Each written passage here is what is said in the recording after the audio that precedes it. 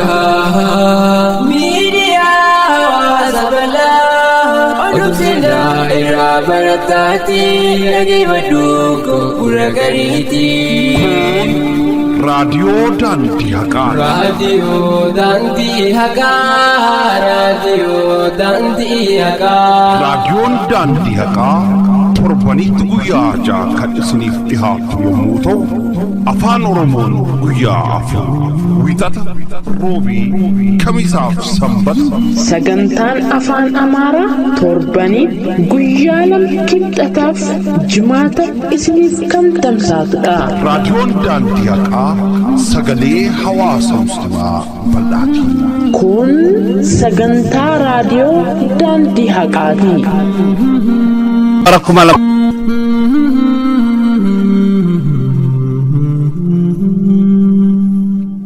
kun tamsaasa raadiyoo daandii haqaa 511 akka lakkoofsa awuroopaatti jaanuarii 3 bara 2018 akka lakkoofsa biyya keenyatti muddee 25 bara 2010 akka lakkoofsa hijirat rabii'u saanii 16 bara 1439 tamsaasa raadiyoo daandii haqaa guyyaa roobii isiniif tamsaatudha.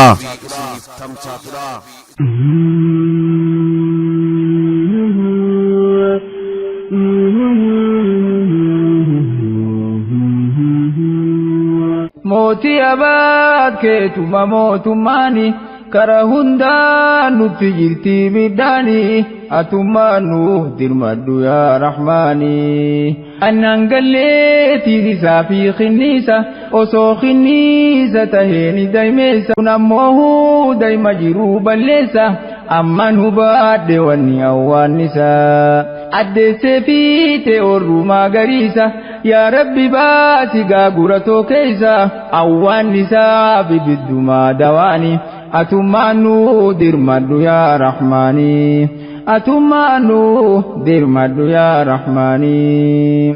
seeratumtaa ifumaaf digda guyyu dimokiraasii mirga qabaanamayyu walqixxummaa amantaa himta guyyu mootummaan amantii seenuu hin dandayu dhugumaan see gaafa seerri bayu dhugaa mitii edaawaan nuun sobani atummaanu dirmadhu yaa rahmaani.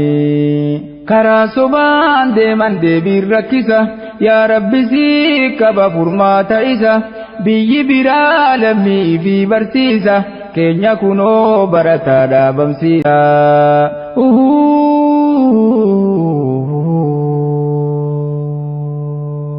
bismillahi assalatu wassalaam ala rasuulillahi sallallahu alayhi wasallam kabajamtoota fi dhaggeeffattoota hordoftoota raadiyoo daandii haqaa kan kaaba kibbaan bahaa dhiyaan biyya keessa fi biyya alatti argamtan hawaasa keenya qaqqaalee assalaamu alaykum wa rahmatullahi wa barakaatuh. kabajniif jaalalli isiniif qabnu laggeeniif tabbeen qaxxaamuree iddoo isin jirtan maratti isin haadha qabu hawaasa keenya qaqqaalee akkam jirtan nageenyi keessan banaadha daadoo babaaroo namaasa'ii keessan nagaa xiqqaa guddaa nagaa ardaan keessan nagaa qe'een keessan nagaa oolmaa bultiin teessan nagaa aafinaa fayyaaleyyii nageenyi keessan qixxee baroo jirtu dansaa jirtu gaarii jirtu mishaa jirtu har'i sagaleen keenya xiqqoo haamilee qaba fakkaat eeyyen waan jalqabame rabbiin fiixannu haa baasu rabbiilleen argitee waan jiru galatoonfadhaa ka jiru irratti isinii dabala jedhe harda wanni nu argine akka biyyatti sanitti qeerroo ummanni oromoo qabsoon hadhaawaan ni geggeesse argitee teessoo mootummaa abbaa irree wayyaanee hollachiisaa jirti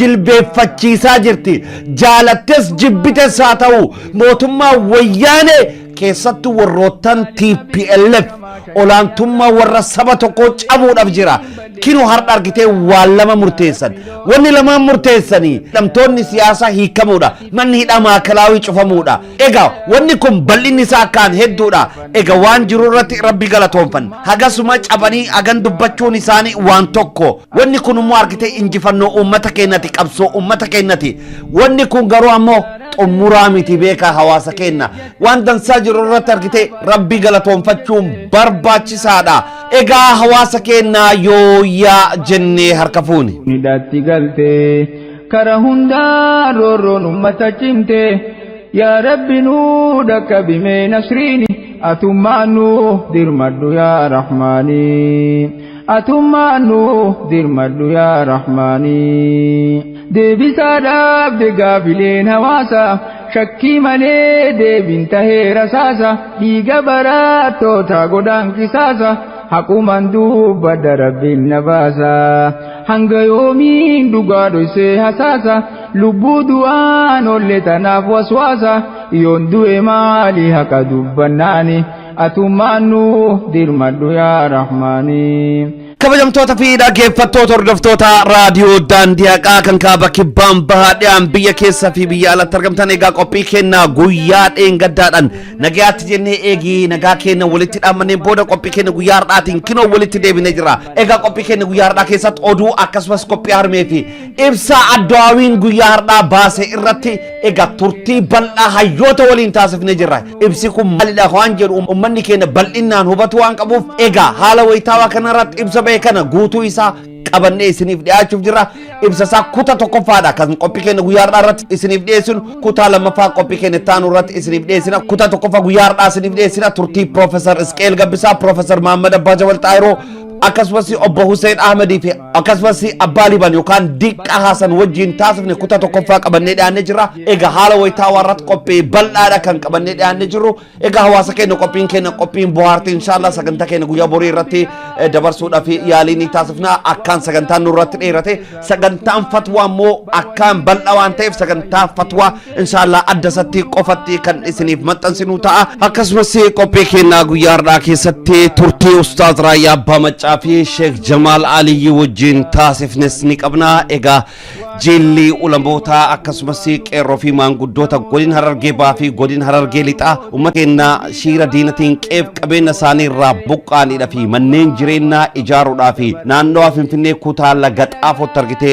لفا منين جرينا نموت إبسا دي رات إجارمو فرطاني جراني إجا وانا كان نمغم مچيسو أستاذ رايا في شيخ جمال علي اللي دبفني جرام إجا هواسا كينا كبجا مفكاكالي إجا قبي وانغو يارداك إديسا كان سنف جگيسو أنو بريس كيسان حمزة بوراناتي هواسا كينا يرو كموچالا دمك إنسان سوچون نبرباچسا وروتان بلچتوت موتما نانو أوروميا سوچين إساني يرو كموچال درنچمو دقبا إيبان إساني يرو كموچال درنچمو دقبا أمتا مليون شنتمتو إسان بودا جرا مغولين إساني لافو دهان قبو جباتو دقبان يو هن جباتين TPLF إرعانون دندان كنافي إرد الدبيني أمتا مليون شنتمك أبداني جبات إسان جنة وان دنسا إسان وجتن رتركتي إسان غلطون فن إسان ججبسنا يو إسان لافن مو إراهن چلفنو بودا ساني تركتي بنزلت تنقوم برباچسادا بودا ساني إيبون برباچسادا وروتن أبوتي إرّي بيتين قرقان كان رتركتي أولانتمان سبتوكو واهن درت بيتي سان كيسات همّج أبوت ومني كين قبصو ساچبسي اتفوفودا قبا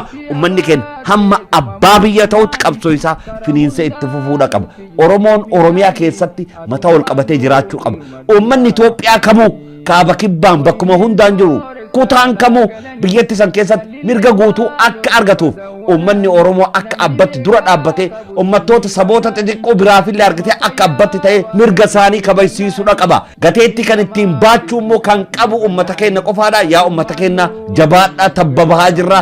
Egaa tabba fiixee gubbaadhaa qabuudhaaf jirra hawaasa keenya jabaadhaa. Egaa kabajamtoota dhaggeeffattoota keenya oduuwwan guyyaa har'aa qabannee dhiyaannee jirra. Oduuwwan wajjin turmaata gaarii. Xannachitoo kumatu foon ajeessa yaanni hamaa nama addaan fageessa idduu namaa deemi addaan balleessa addaan fageesse qalbii obboleessa waldhabbiin furtu rakkoo hawaasa kadhattullee hin fuudhamtu kadhaani atummaannu dirmadhu yaa rahmaanii atummaannu dirmadhu yaa rahmaanii.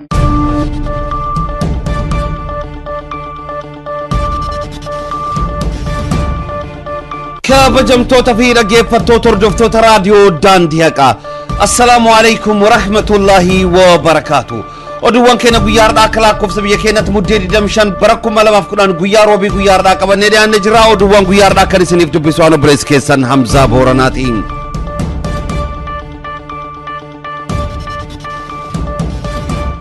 godina Arsilixaa aanaa gadab asaasaa xiijoo baay'imaa qeeransaa keessatti aalimni guddaan Sheek Abdallaa Muusaa gara fuula rabbitti imalan. Sheek Abdallaa Muusaa bara jireenya isaanii keessatti waggoottan dheeraaf quraana rabbii barsiisaa kan turan yommuu ta'u dhibee isaa mudateen guyyaadheen gaddaa lubbuun isaanii gara rabbitti akka imalte maddeen gabaasaniiru.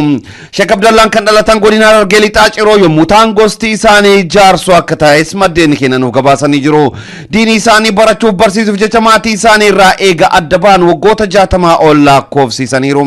Sheek Abdallaan abbaa ijoollee afurii yommuu ta'an haafiza quraanaa akka ta'anis beekamee jira. Sirni awwaalcha Sheek Abdallaa guyyaadheen gaddaa godina Arsii Lixaa aanaa gada basaasaa xiijoo baay'imaa qeerransa bakka awwaalcha muslimtootatti akka raawwate maddeen gabaasanii jiru. Rabbiin Sheek Abdallaa qubtuma isaanii jannatul firdaws nuuf haa taasisu.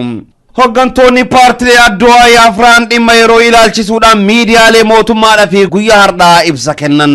Haala yeroo ilaalchisuudhaan hoggantoonni paartilee addu'aa afraan miidiyaalee mootummaaf ibsa kennan keessatti hidhamtoonni siyaasaa fi namoonni biroo kanneen hidhaan adabbii irratti darbee jiruu fi kanneen hidhamanii dhimma isaanii hordofaa jiran biyyattii keessatti waliigaltee fooyya'aa uumuudhaa fi mana hidhaarraa akka lakkifaman murtaa'uu isaa muummichi ministeera biyyattii obbo Hayilamaariyaam Dassaaleeny ibsaniiru. Dabalataanis manni hidhaa fi dararaa maakalaawii jedhamu guutumaa guututti cufamuudhaan muuziyeemitti akka jijjiiramu ibsa isaanii guyyaa har'aa keessatti addeessanii jiru. Manni murtii federaalaa Dr. Maraaraa fi abukaatoon isaanii ragaa dabalataa kan abbaan alangaa Dr. Maraaraa irratti dhiyeesse fudhachuun maalummaa isaa ilaaluu akka danda'e murtee dabarse. Manni murtii federaalaa Dr. Maraaraa Guddinaa fi abukaatoon isaa ragaa dabalataa abbaan alangaa Dr. Maraaraa irratti dhiyeesse fudhachuun maalummaa isaa ilaaluu akka danda'u murteesseera. Abukaatoon Dr. Maraaraa ragaa dabalataa sana fudhachuudhaan akka ilaalan manni murtii kan murteessu yommuu ta'u, gama biraatiin ragaan kun dhaddachaa irratti akka ilaalamuuf beellamni qabamee jira. Akkuma yaadatamu abukaatoon Dr. Maraaraa ragaan akka dabalatatti dhiyeeffame kun akka ragatti fudhatamuuf bu'uura seera hin qabu jechuun falmanis manni murtichaa falii isaanii kuffisuun akka ragaa fudhachuu isaa gabaasuun kennaa ni yaadatama. Humni raayyaa ittisa wayyaanee bulchitoota quuqama uummata qaban hidhaa akka jiran himame. Humni raayyaa ittisa wayyaanee bulchitoota quuqama uummata qabanii hidhaa akka jiran maddeen raadiyoo daandii akka gabaasaniiru. Haaluma kanaan godina Harargee Bahaatti bulchaan aanaa Fadiis obbo Yaaddassaa Ittafaa makalaakiyaan qabamee hidhamee akka jiru eerameera. Gama biraatiin bulchiinsa fi nageenyi aanaa Midhaagaa Lolaa waltajjii Misraaqii irraa badee miliqee kan jiru yommuu ta'u, hoogganaa poolisii aanaa Midhaagaa Lolaa kan ta'e komaandarri manni isaa baabbilee jiru makalaakiyaadhaan kan sakatta'ame yommuu ta'u, humni raayyaa ittisa jara kana hidhuuf barbaaduun isaanii sababa isaan liyyuu poolisii erar weeraranii jiran haleelanii baasaniif akka ta'e himameera. Barattoonni manneen barnootaa magaalaa Burrayyuu guyyaa kaleessa fi guyyaa har'aa hiriira mormii gochaa akka jiran beekame. Barattoonni manneen barnootaa magaalaa Burrayyuu guyyaa kaleessa fi guyyaa har'aa mormii cimaa gaggeessaa akka jiran maddeen gabaasaniiru. Haaluma kanaan guyyaa kaleessatti barattoonni naannoo Dirree Sololiyaa jiran akkasumas naannoo Ashwaa Meedaa hiriira taasisaa kan oolan yommuu ta'u, guyyaa har'aas barattoonni manneen barumsaa Burqaa naannoo sadarkaa lammaffaa fi mana barumsaa Abdii naannoo sadarkaa tokkoffaa daandii irratti hiriira gaggeessaa akka oolan maddeen gabaasaniiru. Barattoonni mana barumsaa sadarkaa lammaffaa Adaamaa guyyaa har'aa mormii jabaa gaggeessaa akka oolan gabaafame. Hiriirri mormii naannoo Oromiyaa keessatti gaggeeffamaa jiru cimee itti fufee kan jiru yommuu ta'u, barattoonni mana barumsaa sadarkaa lammaffaa magaalaa Adaamas guyyaa har'aa mormii jabaa gaggeessaa akka oolan maddeen gabaasaniiru. Mormii guyyaa har'aa irratti dhaadannoowwan roorroo fi dararaan Oromoo irratti xiyyeeffata tattamaan haa dhaabbatu. Hayyoonni Oromoo dabaan hidhamuun manneen hidhaa biyyattii keessatti dararamaa jiran haal duree tokko malee haa lakkifaman. Mirgi walqixxummaa sabaaf sablammootaa haa kabajamuu fi dhaadannoowwan biroo dhageessifamaa akka oolan maddeen gabaasaniiru. Bulchaa godina Booranaa kan ta'e Liibaan Areeroo bulchitoota aanalee quuqama sabaa qaban buusuun kanneen uummata dararuun beekaman bakka buusaa akka jiru beekame. Bulchaa godina Booranaa kan ta'e namni Liibaan Areeroo jedhamu bulchitoota aanalee kanneen uummata biratti fudhatama qabanii fi aantummaa uummata qaban aangoorraa kaasuun bakka isaanii namoota uummata dararuun beekaman bakka buusaa akka jiru maddeen gabaasaniiru. Haaluma kanaan bulchaa aanaa Mooyyalee Abgalgaloo Baggajoo kaasuun nama Baggajaa Moorgee jedhamu kan muude yommuu ta'u, bifa wal fakkaatuun bulchaa aanaa Taltalee obbo Galma Korophichaa hojii geggeessummaa irraa kaasuun bakka isaa nama Moluu Diidaa jedhamu akka muude maddeen gabaasaniiru. Bulchitoonni duraanii aanaa Mooyyaleef Taltallee kunniin kan uummata biratti kan jaalataman yommuu ta'u, neetworkii kiraa sassaabdummaa bulchaa godina waliin kan hin qabne akkasumas bulchaa godinaatiin ati uummata keenya seeraan bulchaa hin jirtu. Akka godinatti rakkoon bulchiinsa gaarii qabnu furamuu qaba jechuun ifatti dubbachaa waan turaniif Liibaan Areeroo ejjannoo isaanii kan haaloo ba'uuf jecha taayitaa irraa akka isaan darbe beekameera. Gama biraatiin namootni Liibaan Areeroo akka haarawatti muude muude keessa namni moluu diidaa jedhamu duraan aana eelwayyatti hoogganaa dhaabaa kan ture yommuu ta'u aanicha keessatti namni kun nama dhimma uummataaf bakka hin qabne kan nama dararaa ture waan ta'eef uummanni hiriira irratti ba'uun akka inni taayita gadhiisu gaafachaa turus bulchaan godina Booranaa Liiban Areeroo nama kana bulchaa aanaa taltallee gochuun muudeera. Bulchiinsi godina Booranaa kan ta'e Liiban Areeroo kan uummata biratti fudhatama hin qabnee fi bulchitoota aantummaa uummata qaban namoota uummata dararaa turaniin bakka buusuun muuduu isaa itti fufuun hoggana waajjira bulchiinsa aanaa taltallee kaasuun gurbaa duraan manaajarra gandaa ture barnoota gaahii hin qabne kan moluu diidaa waliin nama dararaa ture akka muude maddeen gabaasaniiru. Gocha ammeenya Liiban Areeroo raawwate kana mormuun aanaa taltallee keessatti guyyaa kaleessa mormiin gaggeeffame kan oole yommuu ta'u mormii kana hordofuun barsiisonni fi barattoonni 19 hidhamuu fi namoota reebicha hamaa irratti raawwate keessa barattuu kutaa 12ffaa kan taate barattuun Lookoo Godaanaa jedhamtu haalaan miidhamuun gama hospitaala Yaaballootti riferii akka godhamte beekameera. Bifa wal fakkaatuun bulchiinsi aanaa Mooyyalee kan kutataa fi murataa ta'e bulchaa godinaatiin taayita isaarraa kaafame nama akkaan uummata dararaa tureen jijjiiramuu isaa mormuun barattoonni aanichaa barnoota dhaabuun mormii isaa dhageessaa kan oolan yommuu ta'u aanicha keessatti barnoonni guutummaa guutuutti akka addaan citee beekamee jira. Haaluma kanaan guyyaa kaleessa irraa qabuun magaalaa Mooyyalee fi aanaa Mooyyalee keessatti barattoonni barumsa isaanii dhaabuudhaan mormaa kan jiran yommuu ta'u dhaadannoowwan lafti teenna lafee teenna mallaqaan Somaaleettiin gurguramu bulchaan godina Booranaa Liiban Areeroo aangoo irraa haa kaafamu. Obbo Galgaloo Baggajoo bulchaan aanaa Mooyyalee dabalatee bulchitoonni aantummaa uummata qaban kan kaleessa aangoo irraa kaafaman haa deebi'an. Mootummaan naannoo Oromiyaa gaafii mirgaa uummanni godina Booranaa gaafateef xiyyeeffannaa kennuu qaba kanneen jedhan keessatti akka argaman beekamee jira. Mormii guyyaa kaleessaa aanaa taltalleetti gaggeeffame hordofuun namoonni hidhaman 19 akka dhaqqaban beekamee jira. Namoota hidhaman keessaa Duuba Buuraa Barsiisaa, Gobbuu Gufuu hojjeta waajjira faayinaansii, Badhaasa Duubaa Barsiisaa, Guyyoo Alakee Barsiisaa, Galma Kulaa Barsiisaa, Habtaamuu Guzaachoo Barsiisaa, Guyyoo Kateeloo Barsiisaa, Barataa Bittii Nagee, Barataa Taadhii Boruu, Barataa Kululaa Garbichaa fi Barataa Deebanoo Godaanaa yommuu ta'an namoonni uummata nagaa eegsisaaf tumsiisa jiran koomaandara poolisii fi hoogganaa waajjira nageenyaa godina Booranaa Obbo Taadhii Waaqoo Guyyoo akkasumas Ayyaa Qubsaa waajjira dhaabaa aanaa taltallee fi Taaddala Gabreyesuus hoogganaa waajjira barnoota aanaa taltallee akka ta'an maddeen gabaasaniiru. Uummanni godinichaa dararaa hidhaa fi reebichi Liiban Areeroo isaan irratti raawwataa jiru mormuun akka Liiban Areeroo taayitaa irraa ka'uun seeratti dhiyaatuuf yeroo dheeraaf godinicha keessatti hiriira ba'uun gaafachaa kan ture yommuu ta'u Liiban Areeroo taayitaa irraa kaafamuu miti bulchitoota aantummaa uummata qabaniyyuu taayitaa irraa kaasuun kanneen uummata dararuun beekaman muudaa waan jiruuf dargaggoonni aanaa Mooyyalee dhimma kana qaaman gara pirezidaantii naannoo Oromiyaa obbo Lammaa Magarsaa bira deemuun iyyachuuf qarshii walitti sassaabaa akka jiranis gabaafamee jira. Jilli ulamoota qeerroowwan maanguddoota fi du'aatota godinoota Harargee Bahaa fi Lixaa lammiilee keenya shiira diinatiin qeef qabeenya isaanii irraa buqqaaniif mana ijaaruuf magaalaa Laga Xaafoo irraa lafa akka fudhatan ibsame. Jilli muslimtoota godina Harargee Bahaa fi Lixaa lammiiwwan keenya shiira diinatiin qeef qabeenya isaanii irraa buqqaaniif mana jireenyaa ijaaruuf godina addaa naannawaa Finfinneetti bulchiinsa magaalaa Laga Xaafoo irraa lafa akka fudhatan beekamee jira. Dhimma kana irratti ustaazni keenya kabajamaaf jaalataman ustaaz Raayyaa Abbaa Macaa jilli godinoota Harargee lamaan irraa dhufan kun lammiilee keenya naannawaa Finfinnee 10,000 qubachiifamuuf karoorri itti qabame keessa 2,000 mana jireenyaa ijaaruuf bulchiinsa magaalaa Laga Xaafoo bakka manni irratti ijaaramu kan gaafatan ta'uu isaanii fi kantiiba magaalaa Laga Xaafoo kan taate addee Caaltuu Isaanis kaabinoota ishee waliin ta'uun jiila kana waliin marii erga taasisan booda yeroof lafa manni 300 irratti ijaaramu akka kenniteef ibsaniiru.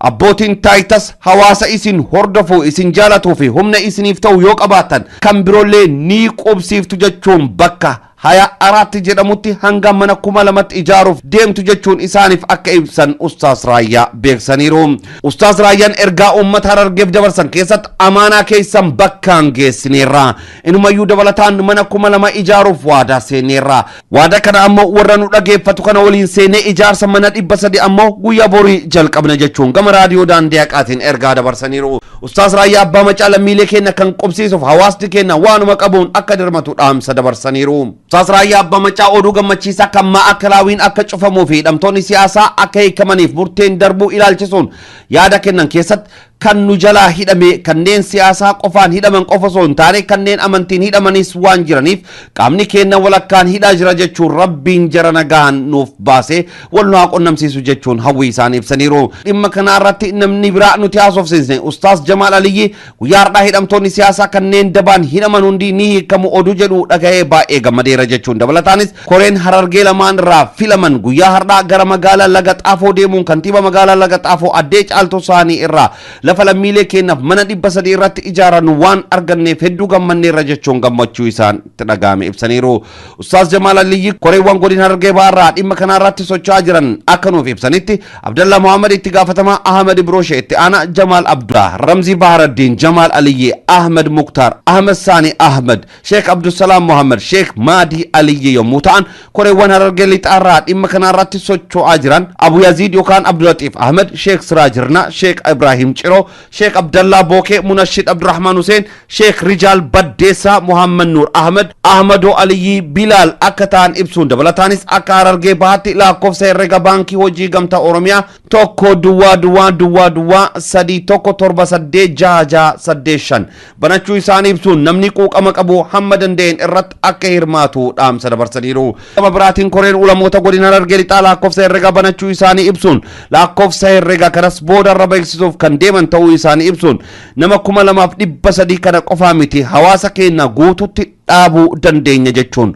Oromoon tokkummaan socho'uu qaba jechuun kan dhaamsa dabarsanii fi ummata keenya buqqaan qubsiisu qofa osoo hin ta'in ummata keenya hin buqqaa'inis bakka irrattis tiksuu akka qabnu dhaamsa dabarsaniiru. Turtii isaa wajjin taasifne akka armaan gaditti isin dhageessifna nu faana bu'aa. Kabajamtoota fi dhaggeeffattoota hordoftoota raadiyoo Daandii Haqaa gabaasa qabna guyyaa har'aa jiilli argitee godina Harargee Bahaa naannawa Finfinnee kallattii laga xaafoodhaan lafa guddaa fudhatanii ijaaromsa manneeni ummata keenya qeef qabeenya isaanii irraa buqqa'eedha fi taasisuudha fi sochiin akka taasifamaa jiru kanaan durallee gabaasa akkuma turre egaa sochii kana ilaalchisee jiila kana keessa koreewwan waan kana sochii taasisaa jiran akkasumas lafa kana kantiiba magaalaa laga xaafoo addee caaltuu isaanii irraa fudhatanii fi akkasumas jiilli godina Harargee irraa dhufe maal fakkaataa akka turtii Ustaaz Raayyaa Abbaa Maccaa fi Ustaaza keenya Sheikh Jamaal Aliyyi wajjin taasisuuf jirra nu wajjin tura. Ustaaz assalaamu alaykum warahmatullahi wabarakatuh.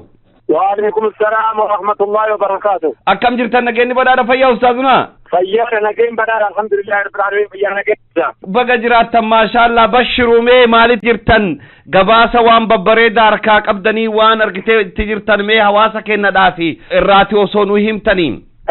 تقولي قالني كرب بلون تينتي تعملوا انتهيتي kan duraa isinis immoo warri miidiyaa wal quunnamtii hawaasa keenya warra fagoo fi warra dhiyoo warra immoo rakkoo isaatiif balloo isaa ummata bakka hin geenye hin geessan kana hundi keessanuu galanii keessan hin badin galanii keessan guddaanan isiniin jedha. Wanni ammaan kana jiru baajata mootummaatiin alatti ummata hawaasa keenya hawaasna bakkuma citteen dhiigi jedhu qubsiisuudha. Naannawa Finfinnee hawaasa 10,000 dhaabbachuu deemu keessaa ummi keenya Harargeetii fi Harargee gumaata keenya baachuu qabna yaada koree maqaan isaanii Jamaal Aliyyi na bira jiranii hima maqaan isaanii koreen kun lameen qindaa'uudhaan horii itti qabataa turan kana duuba dhaynee adde caaltuu isaanii magaalaa laga xaafoo bulchiinsaa kantiibaa achi haasofsiifnaanii lafa nama 200 qubsiisuu danda'u nutti kennitee saayina tolchitee heera qabeessa taasiftee bakka ayyama barbaachisu hundarraa nu guutee nutillee hin qeeballu jedhanii hawaasni keenya warri baharraa dhufe kun hin qeeballu lafti keenya kun ni xiqqaataa nuti hangana qofas ijaaruun dhufne mana 1,000 afaan nutti kennatte jennee akkamitti mana 200 qofa ijaarree sibiilaa gallaa jennaan akkasitti achittillee abbootiin taayitaa achitti simannaa nu godhanii jirrilleen mana 1,000 100 ida'anne jechuu akkasitti.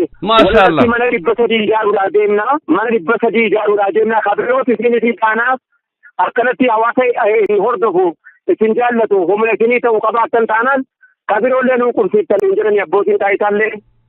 Mana 2,000 ta'u hanga mana 2,000tti ni deemtan yoo rabbi jedhe mana 2,000 hanga mana 2,000tti ijaaruudhaa deemtanii lafa arbaaraatti jedhamu irratti hin jedhani agala tooman hunda isaaniitu nan galateeffadha achi irratti abbootiin taayitaas dhufanii Dr. Abarraan achi irratti dhufanii nuti fudhatanii bahee guddaa fudhatanii gumaata guddaa fudhatanii hawaasni keenyas isin duukaa akkamii jiru akka isin faana jiru beeyna jedhanii adde caaltuu guddisanii galateeffannaa gaasee tursiisaa ajaa'ibaa nu keessatti hawaasa keenya buqqa'ee kana simachuudhaan yookaan immoo deeggaruudhaan yookaan immoo deebisanii dhaabuudhaan namni akka keessanii kanatti nu dhaabatu gara fuulduraatti illee argamuun dirqama gara fuulduraatti hawaasni dhiyaatu hawaasa baatee kanatti dirmachuun dirqamaa jiranii galanni kan jiraa guddoodha. Irra caala ammas immoo kanatti aansee bulchiinsa laga xaafoo uummata naannoo Shawaa namoota achi bulchiinsa ammas immoo dhimma nageenyaa hundi isaanii gabbahanii nu simatanii himannaa gaarii nu simatanii lafa keenyallee karaa itti baasanii dallee isaa daangaa isaa nutti agarsiisanii jiranii hawaasni keenya abbootiin horii warri baha Harargeetii fi dhiyaa Harargee jazaan keessan rabbiin jannataan isiniif adeebitu horii keessan koree walitti qindeessitanii isin horii keessan dhabaa wajjiniin walitti baaftanii nutti ergitan kun bakka gaarii isinii qubatee jira. Amma mana 300 fudhanne 200 ture harka 100 nu dabaltee mana 300 godhanne hanga mana 2,000 immoo nuti immoo waadaa seenneefi jirra. Mana 2,000 ijaaruudhaaf deemna.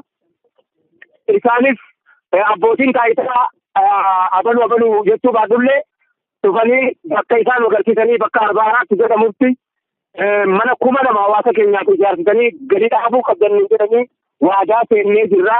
Waadaa kana immoo warra nu dhaggeeffatu kana hundaa wajjin seenna qophaa keenyaa miti. Koree baha Harargeetii fi dhiyaa Harargeetii walitti qindooftee dhufte kanaa wajjin amma kun egaa eegaltiin keenya akka fudhannee harkaan gaanne lafa mana 300 ijaaru warra harkaan gaanne boruu eegaluu deemna rabbi jedhee kan eegaatti nu geesse.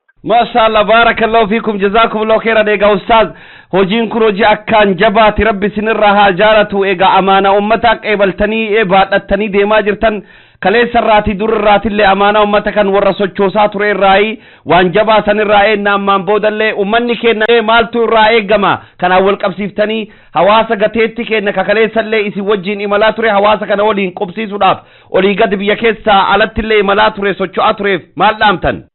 Ummanni keenya akkuma gaafa nuti ambulaansii binnee gara baay'ee erguudhaan keessatti akka tokkoffaatti hawaasni siyaatiin warri Ameerikaanii keessaa siyaatiin qarshii miliyoona 1,700 wahi nutti ergatan sun fakkii ummata keenya hundaati. Hawaasni keenya tokkoon isaa amma jarjartiidhaan mana qubsiisuudhaan manni bareedaan siisii ijaaramaa fi kuni garuu ummanni akkatti jirri jiraan sana ilaale laastikallee haa taatu duunkalallee haa taatu ijaaree jalatti galchuun dirqama taati yaada jedhuun amma garuu mana ijaaramaa jiru adde caaltuun mana 1,000 ijaarsisaa jirti achi keessaa mana 300 ijaaraa jira. Mana sana yeroo ilaallee jennu hawaasa keenya kana yoo rabbi jedhe torbee 2 keessa adde caaltuun mana ijaartotaaf kana fuuchuu jalqabdi uummata kana fuuchuu jalqabdi. Hawaasni kun dhaabanii biraa galuun ta'uun bira dhaabbachuullee barbaachisa. Hawaasni kun namni tokko jireenyaaf waan isa barbaachisu namni jiraataa irra gahe hundi isaa hin beeka. Akkasumas immoo namni tokko loomiin tokko nama tokkoo fi faaya jedhan nama 100 fi nama tokkoo fi baadha loomiin nama tokkoo fi faaya. Kanaaf kallattiidhuma jiru qorqorroo tokko bitee irra buufatus namni hawaasni keenya. Ammoo lakkii bolokeetii tokkoon gara fuulduraatti ijaaraaf yookaan uummanni bolokeetii ammallee hin jalqabamne muka tokkoon keessa dhaabbata kan jedhuti namni waan qabu darbate sodaataa kan jedhamu hawaasni keenya kan ba'aa qofa irratti miti ba'aan kun ba'aa qofatti dhaabbachuun qabu. Hawaasa dhihaa Wallaggaan Salaaleen Booranni Baaleen Booleen eessinuu wal bira dhaabbatee hawaasa kana achi kaasuu qaba. Akkasumas hawaasa Booranaa warra nurraa buqqa'ee jira hawaasa Booranaa warra nurraa buqqa'e deebisuu deemna inshallah rabbi nu gargaaree. Akkasumas hawaasa Baalee irraa buqqa'ee jira hawaasa kanas ijaaruun numa kana qabdi numa kana eeggatti amaanaa keessan immoo kunoo waajjira giddu galeessa Oromiyaatti wajjin waltaanee amaanaa keessan bakkaan ga'uudhaaf lafas amaanaa nutti kennatanii jiranii isinis amaanaa horii nutti kennatanii jirtanii yoo rabbi jedhee nagahee isaatii wajjin dhiyeenyatti hojii isaa laaluu keessanii biignillaahi ta'aalaan isin jedhe. Barakallahu fiikum ustaas osoo hin goolabiniin dura guyyaa har'aa akka biyyattitti oduun gammachiisan tokko dhagahamaa jira. Walgayaarra guyyaa har'aa isin keessa turtanillee itti gaafatamtoonni dhaabbata dimokiraatawaa uummata Oromoo bakka keessatti argamanitti muummichi ministeeraa guyyaa har'aa ibsa isaan kennaniin maakalaawwiin guutumaa guutuutti akka hidhamu akkasumas hidhamtoonni siyaasallee akka hiikaman murteen jedhu darbaa jira. Waan kanallee immoo itti gaafatamtoota mootummaa naannoo Oromiyaa keessa jiranirraa isinillee guyyaa har'aa akka dhageettan quba qaba. Waan kana wal qabsiiftanii wanni isin dubbattan wanni isin jettan jira.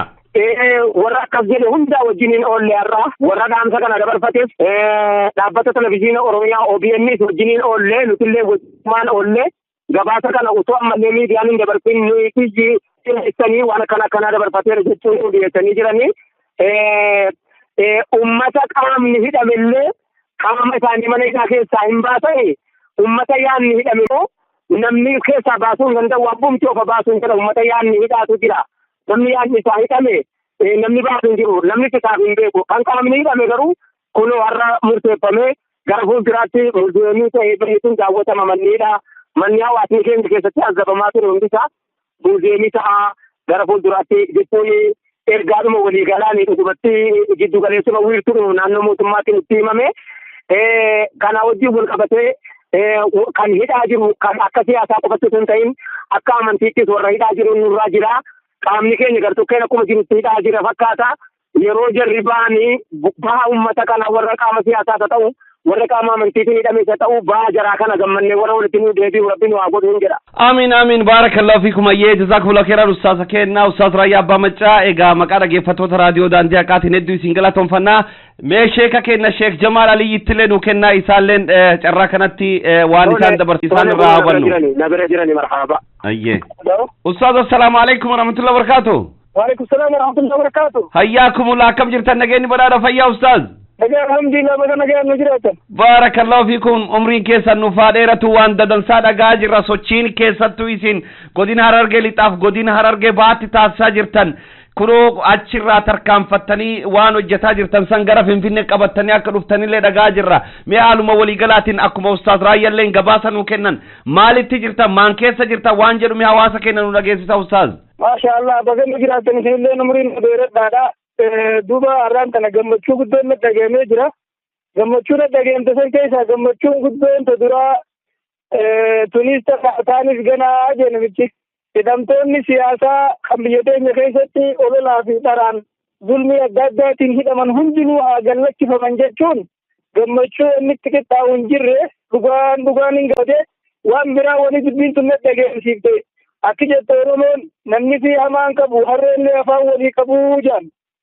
Duuba akkas jechuun waan akkas jaaniif jecha hedduu na dhagahamee dubbiin tun na gammachiifte fuuluma duratti illee waan tokkummaa keenya facaasu rabbii si haa facaasu waan mirga abbaa biyyummaa rabbi nu haa gonfachiisu jechaa duuba waan biraa talamadaa akkaan nama gammachiisu guyyaa har'aan tanaa ummanni keenya kan Harargee bahaatii fi dhiyaa koreen Harargee bahaarraa filamtee fi dhiyaarraa filamte ummata keenya deebisanii mana qofa jaaruu miti qalbii isaaniitii fi tokkummaa isaanii jaaruu irratti warri wal ta'ee tokkummaadhaan filame har'aan tana Finfinnee dhufanii obboleettii teenya adda caaltuu bira dhufnee bootaa mana 200 harka keessaniin jaaredha ummata keessanii fi ummata keessanii irra qubsiisaattee nu kannitee nun ga'u jennaan dhibbatti nu idaatee sadi fudhannee fudhalluun nun ga'u jennaan qaama isii oliin waantee nu mariisittee fuudhamatti isinii idaaree nun jechuu bakka biraa bakka Arbaaratti jaamtu maqaan kun inshallah fuulduratti 44 yookaan maqaa wanti guddaan nama gammachiisu tanaa duuba wanni akkaan nu dhagahamee idaanitti citaan illee biddeena buusan jaanii ummata keenya biratti qaalii Finfinnee keessatti handhuura Oromiyaa akkasuma ammas shayii biyya teenyaa bakka rinqiin biyya teenyaa illee irraa roobdu keessaa roobdu san sanitti uummanni keenya hirmaatu tokkoffaan nu bira qaaliin kanarra qaaliin immoo achi jiraachuudha kasanirra qaaliin immoo as ta'aniin gabbaa biyyummaa falmachuudha wanni akkaan nama gammachiisu kana har'aan tana Harargeen gaa akkuma beekamutti qabsoo keessattis lubbuu kennuu haa ta'u hidhaanis miidhamuunis wahuma hunda keessattuu yeruma duraatu uummata Oromoo keessaa bakka isaan deeman sadarkaa duraatti akkuma beekanitti arjummaa fi heddumminaa fi jeenummaa fi hayyummaa fi waa hundaanuu Oromoon osoo guutuu qabaattee jirtu Harargeen biyya kaan nama boonsitu biyyi biraalleen har'aa fudhattu jechuudhaan nuti akkasuma wal taanee tokkummaadhaan Harargeen baattisee Harargeen dhiyaa koree ijaarrannee koree saniin wal ijaarree dhufnee tarkaanfii seera qabeessa qabdu seera qabeessaa tawal qabeessaa kan qabannee dhufnee qaama mootummaa birattis dhiyaannee akkasuma koreen teenya seera qabeessa taatee akkaawwantii banannee akkaawwantii sanillee isiniifis kannuu ni dandeenya ummanni keenya kan ala jiran akkatti hirmaatan inshaallah yoo rabbi fedhe mana 2,300 kanaa miti guututti hawaasa keenya cufaa duraanuu buqqee eenyu waajjiraan itti hundaa'uu buqqaafnee Finfinnee bakka isaan jiranirraa Finfinnee tanaan akka dalleetti jaarree Finfinnee tanaan jaarree biyyaan jaarree jechuudha kaayyoon teenya kana koreen teenyaas kun ammaan tana gaa'ee gaggeeffama ba'an ilaa haga ammaanti afuran fudhannee dhufanii isaaniin illee wal quunnamsiisuu ni dandeenya tana gaawwanii nama gammachiisuu kan bira jiru tana hawaasa keenya manaanis ijaaramee qalbiinis ijaaramee tokkummaanis ijaaramu rabbiin waa godhuun ja'a koreen teenya akka argee baatti dura bu'aan isaanii obboleessa keenya Abdallaa Mahammad Jaamaa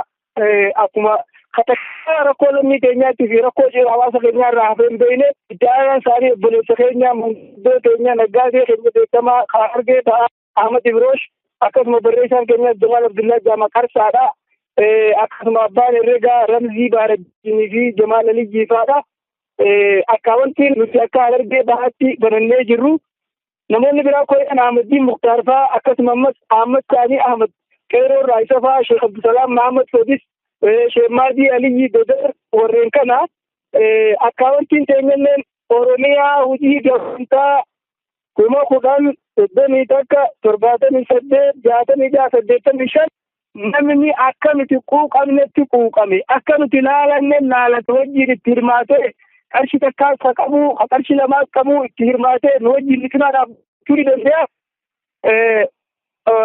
Koree ulamaa'iin islaamaa gurguddoon warri akka sheekan tuulaa fa'aan sheekan gurguddaan kun walitti qabamanii sheekan arabbiin qabdu ta'anii filatanii akkasuma argee dhihaatis akkaawwantii ijaarratanii namallee ijaaranii akkaawwantii banatanii jiranii isaanis bakka isaaniitti akkaawwantii isaaniis ni kennina. Jambuun sana cinaa dhaabbattan yaadaanis humnaanis hojiinis nama 2,300 kanaa miti guututti hawaasa keenya buqqeessan yoo biyyi biraa wajjin dhaabbachuu baatte argeen qoftinuu gaddeebistee dhaabdi akkasuma ammas gammachuu tana dhageenya irra hiitatana fakkaattu tatanarra caaltu rabbi nu haa dhageessuun isiniin ja'a toositti dheeresse koree keenya wajjinis inshaallah waliin isin qunnamsiisa salaataa jiranii duuba wanni hawaasa keenyaan jiru tarraaqumaa yoo ka jiraattu taate dachi Oromoon waluun bulchitu nu bulchiti dhagaan nuun jettu san hafa irra boo dandalagu Oromoon waluun bulchitu nu bulchiti ka jaansan nuti namni keenya hundi xiqqaa fi guddaan aalimaa fi hayyuun hundi keenyaa'u tokko taane wajjin sosoona duraanis wanni itti nu tuffatan wanni itti nu laallatan namni lola jiru sagaleen tolu namni amna jiru mogoleen tolu jaani san nu laallatanii abooga akkasin nu beekaa jennaani amma booda mootummaa naannoo Oromiyaalleen akka gaarittiin gama kiyyaan galatoonfadha. Jibbaataa fi tattaaffii isaan itti jiran qabsoolee isaan itti jiran irratti guyyumarraan waan nama gammachiisu dhageenya jara keenya manguddoon teenya madaa malee wanni biraa waama guddoo jaanii Finfinnee tana xarafa eegalarraa gama xumuraatti namni keenya hundi galee biyya tana Oromiyaa dhugaasan takeessa jiraachuunis waa hundaanuu Oromiyaa dhugaasanis deebisuu qabaan ja'anii namni hundinuu baadiyyaatti kaabaa kibbatti akka nuti naa dhaabbattanii hin jaabboleessanii. Barakallahu fiikum jazakumullahu khairan ustaas dhaamsa akkaan bareedaa ergaa akkaan bareedaa nu dabarsitanii rabbi isinirraa jaalatu egaa rabbiin isin jabeessu. Galatoomii kabuqqee miti kaafee akkam buqqaane godhuu irratti hawal mari'annu hawal quba qabaannu kabuqqee qofa dhaabuu qofaan jalagaan teenya kaafee akkam buqqaane kanummaan qalbii buqqee hojiin akka dhaabbatu godhuu irratti hawal cinaa dhaabbannu hin jabbaleessa biyya. Umrii dheeradha fayyataa jazakumullahu khairan ustaas fayyaa nu taa'ee inshallah waan jiru hordofnee wal quba qabaannaa nulleen isinii bilbillaa maqaa dhaggeeffattoota raadiyoo daandii haqaatiin hedduu isin galatoonfannaa rabbiin isinii haala affisa hojii keessan assalaamu alaykum warahmatullahi wabarakaatuh. Wa alaykum assalaam warahmatullahi wabarakatuh. Galatoomaa nu jiraadha ulfaadha. Ayyakumullah. Deeggarsi lammiif taasaa jiru cimee itti fufee jira. Deeggarsi lammiif godhu haaluma itti fufeetti jira. Haaluma kanaan ijoolleen Oromoo magaalaa Adaamaa buufata konkolaataa haarawaa dalagan obboleewwan keenya yeroo darbe waacotti rasaasa makalaakiyaatiin madaanii hospitaala Adaamaa jiraniif deeggarsa qarshii 2,140 fi kanneen torbee darbe qumbii bordoddeetti madaaniif immoo qarshii 2,600 walumaa galatti qarshii 4,740 lammii isaaniif gumaachaniiru. Bima wal fakkaatuudhaan qeerroon magaalaa Itayyaa gargaarsa lammiilee kennan naannoo Somaalee irraa buqqaanii magaalaa Itayyaa keessatti qubatanii argamaniif gargaarsa taasisan. Hooggantoonni aanaa akkasumas magaalaa fi abbootiin qabeenyaa abbootiin amantaa fi hawaasni magaalaa Itayyaa bakka argamanitti sagantaan kun bifa addaatiin kan raawwatame ta'us beekamee jira. Sagantaa kana irratti uummata Oromoo iddoolee garaa garaatti wareegamaniif gadda isaanii kan ibsanii fi akkasumas qeerroon aanaa Heexosaa ibsa ejjennoo baafatee bulchitoota fi hawaasaaf akka ibses beekamee jira. Lammiif gaachana jechuudhaan baqattoonni biyya Saudi Arabiyaa magaalaa Riyaadii fi naannawaa jiraatan ilmaan Oromoo dhalattoon aanaa gursumtaan uummata keenya shiira diinatiin qeef qabeenya isaanii irraa buqqa'eedhaan tokkummaan ta'uudhaan qarshii biyya keenya 207 fi 250 gumaacha akka taasisan beekamee jira. Bifa wal fakkaatuudhaan hawaasni Oromoo biyya Yemen kutaa Maharaa jiraatan uummata keenya qeef qabeenya isaanii irraa buqqa'anii fi doolara Ameerikaa 1,000 akka gumaachan beekamee jira. Kabajamtoota fi dhaggeeffattoota hordoftoota raadiyoo Daandii Haqaa oduuwwan keenya guyyaadhaaf qabannee dhiyaanne kana fakkaatu qophiiwwan keenya afaan wajjiin turmaata gaarii.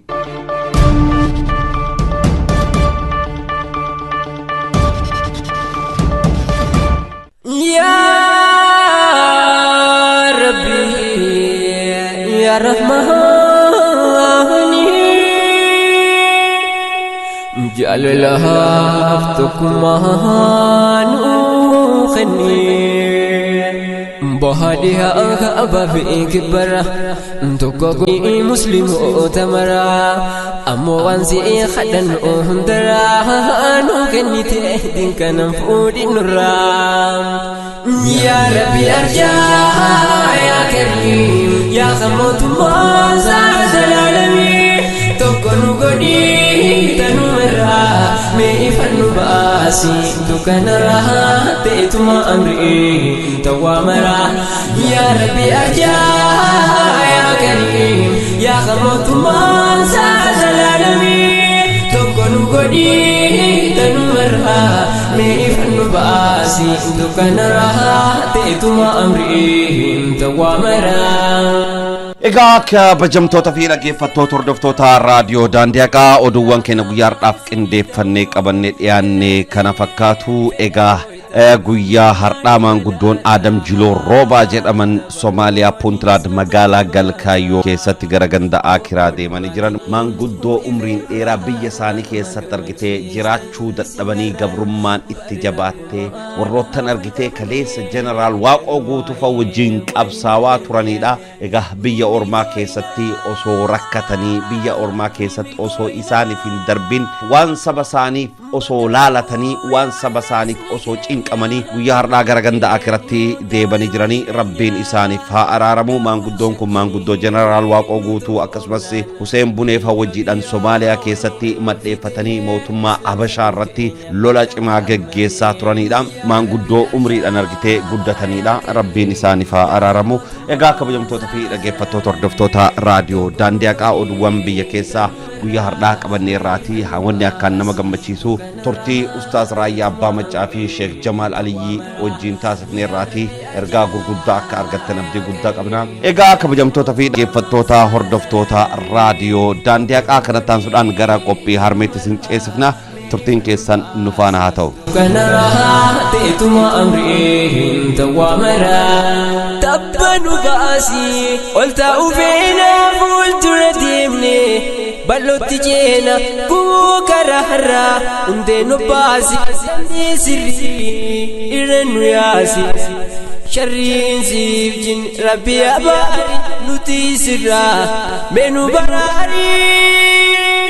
Nike heddugu sadaya ummi galanni ke hangan tabu ya ummi kazante si galen dumu ya ummi harme Oppin harme torbani tukega koi sinite aati ilmad gorto sarati diye satti ode shamarran amantii islaamaa keessatti qabaachaa turanii fi yeroo ammaan tanaa sabachuuf mala yaadachiifna harme Furtuu jiruu namaa tan jalqabaadhumaa ayyoo maalsin jedhaa kan faarsan rabbumaa naaf yaaddee dhiphattaa guyyaa yoomsiif dhihaa galanni kee guddaa hin fiixuu lakkaahee.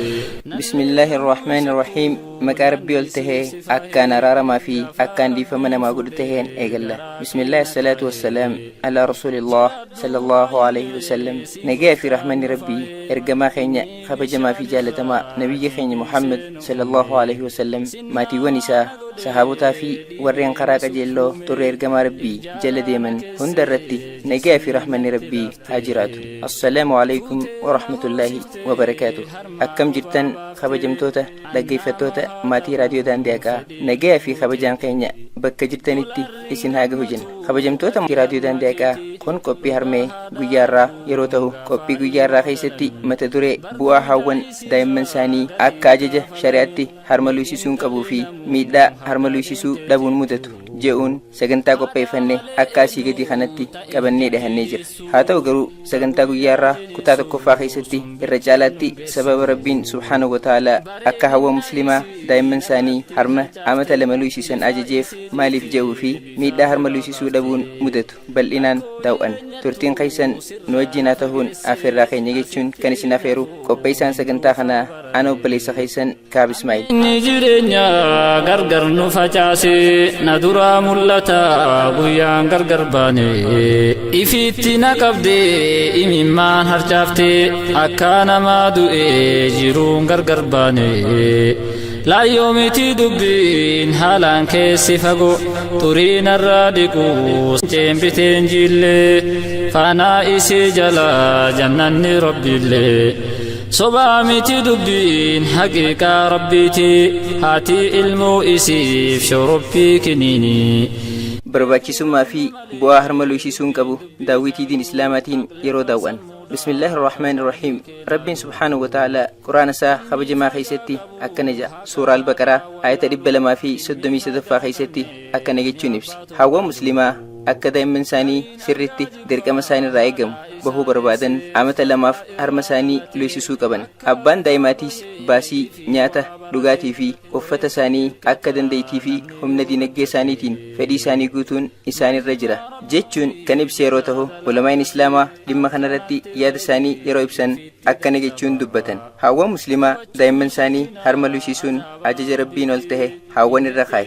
Jalqaba yeroo harma luusisuu eegalan aannan daa'imman luugan kan dura afaan daa'imman seenu kun bifa bulloo qabu yookaan afaan faranjiitiin koolestiram jaamu kun daa'immaniif bu'aawwan hangana qaba jedhamee hin ibsamne qaba. Bu'aawwan daa'imman harma luusisuun daa'immaniif qabu rabbiin ol ta'e subhaanahu wa ta'aalaa bu'aa daa'imman luusisuu ilaalchisee quraana isaa kabajamaa keessatti bakka hedduutti dubbate. Fakkeenyaafis suuraa al-Baqaraa keessatti akkaasii olitti ibsame keessatti kan ibsame yeroo ta'u, dabalataanis suuratul Luqmaan ayata 14ffaa keessatti rabbiin subhaanahu wa ta'aalaa akkana jechuun bu'aa daa'imman harma haadhaa luusisuun qabu dubbate. Nuti abbootii maatii isaanii akka tajaajilan dirqama irratti goone. Hawwanis akka daa'imman isaanii kunuunsan akkasumatti dirqama irratti goone. Hawwan yeroo amata lamaaf daa'imman isaanii harma luusisan dadhabbii irratti dadhabbiin itti dhufuus ajaja rabbii guutaa maatii teessaniifis akkasumatti kun ajaja rabbii ol ta'eeti. Akka kitaaba imaamu Maalik Muwaxxaa keessatti ibsameen riwaayaa hadiisa Yaaqoob ibnu Zayd ibnu Laha Abbaasaa Zayd ibnu Talaha Abdullah ibnu Abi Muleykaa irraa odeessirraa gabaasetti akkana jechuun Abbaasaa irraa gabaase. Yeroo tokko haati ulfa garaa qabdu takka ergamaa rabbii sallallahu alaihi wasallam bira dhuftee akkana jechuun ergamaa rabbiitti himte. Annama naaf hin ayyamamne wajjiniin osoo ulfa garaa qabu zinaa yookaan badii dalag jettee itti himte. Ergamaan rabbiitiis sallallahu alaihi wasallam akkana jeen hanga deeysuu deemii erga deeyse booda deebii hoot je'een. Haati tunis erga ilmoo deeyse booda deebitee ergamaa rabbii bira dhufte. Ergamaan rabbiitiis sallallahu alaihi wasallam akkana jeen ammaas deemii hanga ilmoo luusiftee ilmoon harma guututti deebii hoot jeen. Isinis yeroo ilmoon harma guute deebitee ergamaa rabbii bira dhufte. Ergamaa rabbiitiin akkana jette amma ilmoo luusisee ilmoonis harma guute deebi'ee dhufe jetteen. Ergamaan rabbiitiis akkana jeen ammaas deemii ilmoo ta'e namatti kanni deebii hoot je'een. Isinis ilmoosii nama kannitee deebitee ergamaa rabbii bira dhufe. Kana booda ergamaa rabbii sallallahu alaihi wasallam murtii shari'aa irratti dabarse. Akka rajmiin irratti godhamtu murteesse. Haaluma kanaan haati osoo bultii qabduu nama isiif hin ayyamamne wajjin badii yookaan zinaa raawwatte tun akka dhagaan tumamtee wareegamtu ajaje. Bifa saniin rajmiin irratti godhamtee ajjeefamte. Haalli kunis diliin isii akka irraa qulqullooytu isii gargaara. Kabajamtoota hordoftoota qophii harmee ergaan hadiisa kanarraa hubannoo yoo jiraate qabxiilee gurguddoo lama. Tokkoffaa akka mata duree keenya har'aatti yoo hadiisa kana kan xiinxallu ta'e ergaan nuti hadiisa kanarraa hubannu ergamaa rabbii sallallahu alaihi wasallam haati zinaa daleedetun badii siirraa hin eeggamne raawwachuun sii hukmii shari'aatiin akka dhagaan tumamtee ajjeefamtuu fi dilii daleeterraa qulqullooytu kan ajaju ta'us ergamaa rabbii sallallahu alaihi wasallam lubbuun daa'ima ulfa garaa jiru akka badii isiin daleeteen hin azabamneef jecha yeroo isiin osoo ilmoo garaa qabuutiin zinaa dalage jettee ibsaa dhiltu dura deemi ilmoo tana dahi je'een yeroo isiin ilmoo tana deessee ergamaa rabbii bira dhufte yaa ergamaa rabbii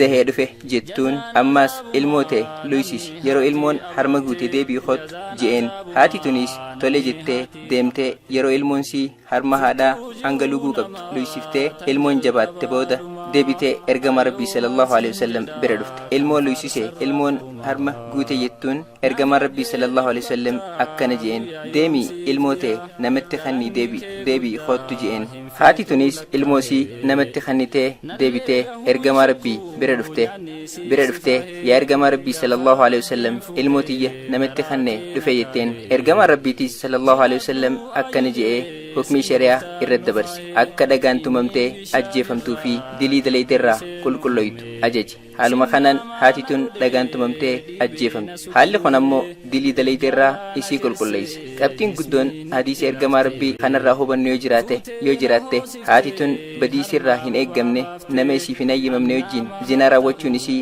akka hukmii shari'aatiin dhagaan tumamtee akka ajjeefamtu isii kan godhu ta'us ergamaa rabbii sallallahu alaihi wasallam ammoo haati tun waa hunda dura ulfa garaa qabdu nagayaan akka dahuu qabdu isiif hawwuun dura ulfa garaa qabdu akka deessu itti hime isiinis erga ulfa kana deesse booda akka deemtee deebitu ajaje. Haati tunis deemtee ilmoo tana erga nagayaan deesse booda deebitee ergamaa rabbii bira dhuftee akka ilmoo tana deesse itti hime. Ergamaa rabbiitiis ilmoon tun akka harma haadhaa fayyaa qaama daa'immaniitiif murteessaa fi garmalee barbaachisaa ta'e hin dhabne waan hubateef haati tun ilmoosii akka deebitee yeroo shari'aan ilmoo harma luysisaa jettee lafa keeyse akka luysiftu ajaje. Haati tunis ajaja ergamaa rabbii sallallahu alaihi wasallam tole jettee ilmoosii sirriitti erga harma luysifte booda ilmoon harma guute deebitee ergamaa rabbii lubbuu bira dhufte. Ergamaa rabbiitis sallallahu alaihi wasallam akkana je'een deemi ilmoo tee tana namatti kannii deebii kottu je'een.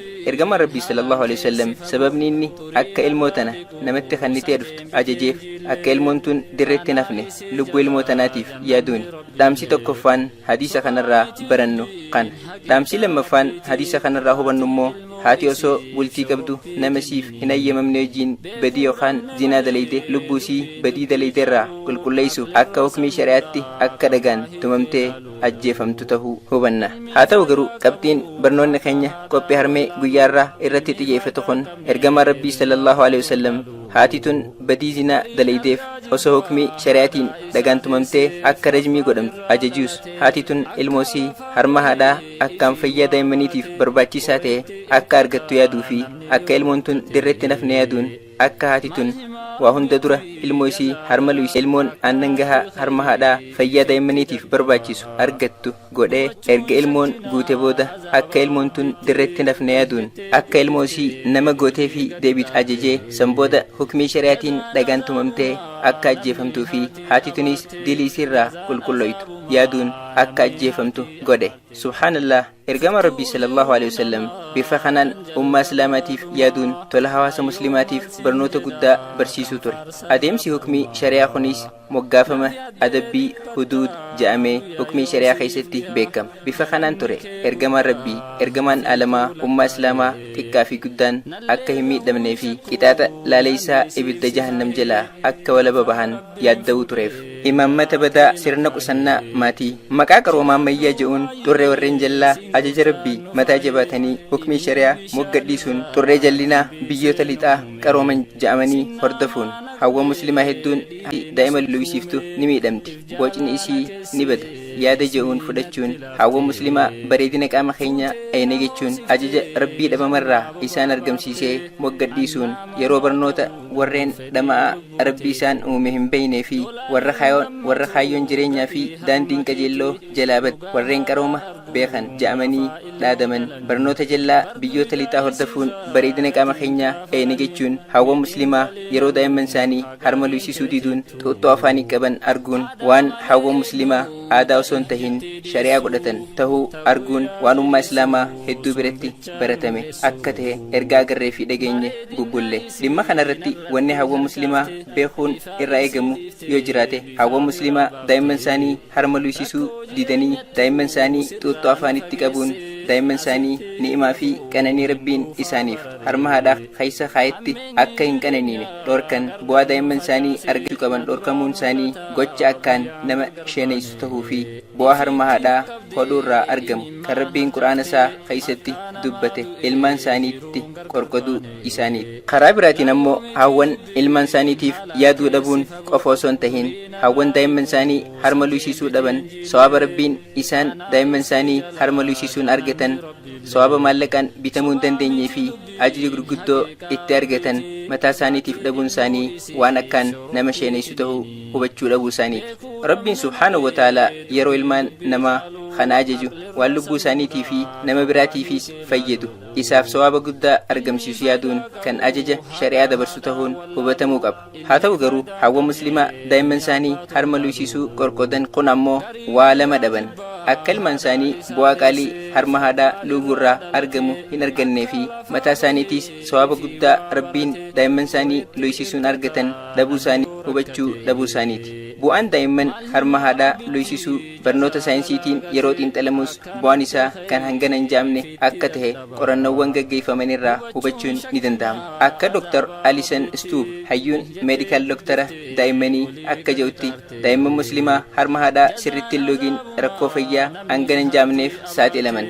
Daa'imman harma haadhaa gahan argatiin boca sirrii hin tahiniin guddatan dhukkuboota hedduuf saaxil bahan.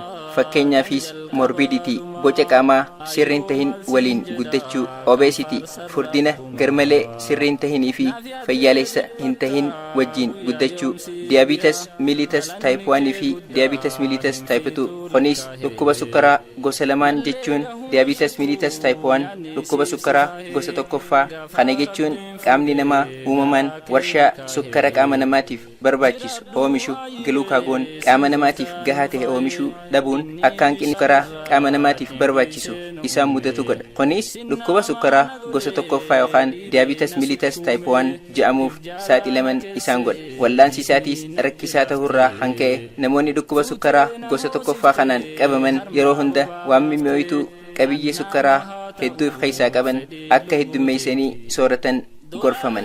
Namoonni dhukkuba kanaan rakkachaa jiranis sababni isaa hawwan hukmii shari'aa diduurraa hanka'e akka ta'e qorattoonni saayinsii ammayyaa irra gahan. Dabalataanis daa'imman hawwan isaanii harma isaanii ilmaan isaaniitti qorqodan akka daa'imman kun dhukkuba sukkaraa gosa lammaffaa yookaan afaan faranjiitiin diabetes mellitus type 2 jedhamuuf saaxilaman isaan godha. Gosni dhukkuba sukkaraa kun ammoo warshaan sukkara qaama namaa keessa jiru oomishu glucagon qaama namaatiif hanga sukkaraa barbaachisu ol akka oomishu godhuun tamsa'ina sukkaraa qaama namaatiif barbaachisu ol oomishuun dhukkuba sukkaraa garmalee miidhaa fiduuf akka jirreef isaan dirqisiisa. Wal'aansi gosa sukkara kanaatiif godhamu kan nama fayyisu waan hin jirreef namoonni gosa dhukkuba sukkaraa kanaan miidhaman nyaata sukkara qabu akka ittiin dhiyaanne dhorkaman. Namoonni dhukkuba kanaan miidhamaa jiran rakkoo isaan mudatu xiinxaluun waan salphaadhaa miti. Kanaaf hawwa muslimaa qophii harmee tanarraa barnoota guddaa akka argattan abdii guddaa qabna. Dhukkuba kana akka fakkeenyaatti haa kaafnu malee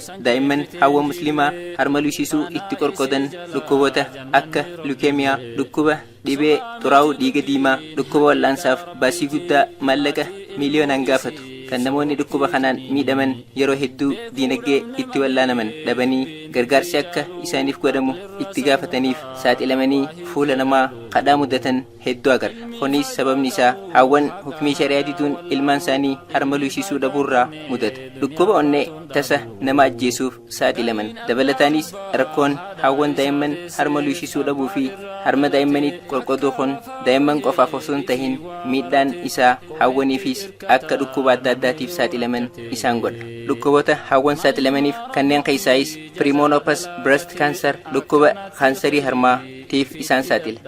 Ovarian cancer dhukkuba ulfina gadaameessaa eda'uu rakkoo sirna akka nyaanni sirritti hin daakamne godhuu dhukkuba sukkaraa diabetes mellitus type 1 fi type 2 dhukkuba sukkaraa gosa tokkoffaa fi gosa lammaffaatiif akka saaxilaman isaan dirqisiisa. Kanaafuu Rabbiin subhaanahu wa ta'ala sababni hawwan muslimaa ilmaan isaanii akka amata lamaaf harma isaanii sirritti luusisan ajajeef akka hawwan muslimaa fayyaa guutuu isaanii argatanii fi ilmaan isaaniitiis dhukkuboota adda addaatiif hin saaxilamneef. Dabalataanis hawwan ilmaan isaanii luusisanii fayyaa ilmaan isaaniitiif bu'aa buusanii fi ilmaan isaanii luusisuun sawaaba guddaa argataniif. Kabajamtoota qophii harmee qophii keenya guyyaa irraa keessatti qabxiileen asii olitti ibsaman kun muraasa ta'aniis sagantaa yaantu kutaa lammaffaa keessatti ammoo bu'aalee hawwan daa'imman isaanii akka shari'aan islaamaa ajajjutti amata lama harma luusisuun qabu kutaa lammaffaa keessatti isiniif qabannee dhiyaannutti golabuu kiyyaan duratti. Namoonni hedduun hawwan isaanii daa'imummaan amata lamaa fi sanii ol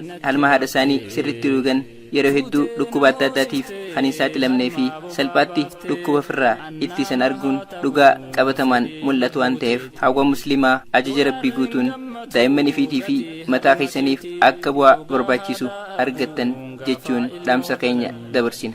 Kanaaf hawwan muslimaa daa'imman keessan akka harma luusisuun xurree qajeelloo karaa diin ergamaa rabbii irratti qichuun tarbiyaa diin islaamaatiin guddisuun dirqama gateetii hawwan muslimaa irratti gatame ta'uu hubachuun barbaachisaadha. Kabajamtoota dhaggeeffattoota raadiyoo daandii haqaa sagantaa keenya qophii harmee guyyaa irraaf qopheeffanne kutaa tokkoffaa asirratti golabuu keenyaan duratti fedhii rabbiitiin torbaan sagantaa biraatiin hanga wal garruu nagaya fi rahmanni rabbii isin irratti haa jiraatu jechuun nagayaan turaa isiniin jenna. Wassalaamu alaikum warahmatullaahi wabarakaatuh.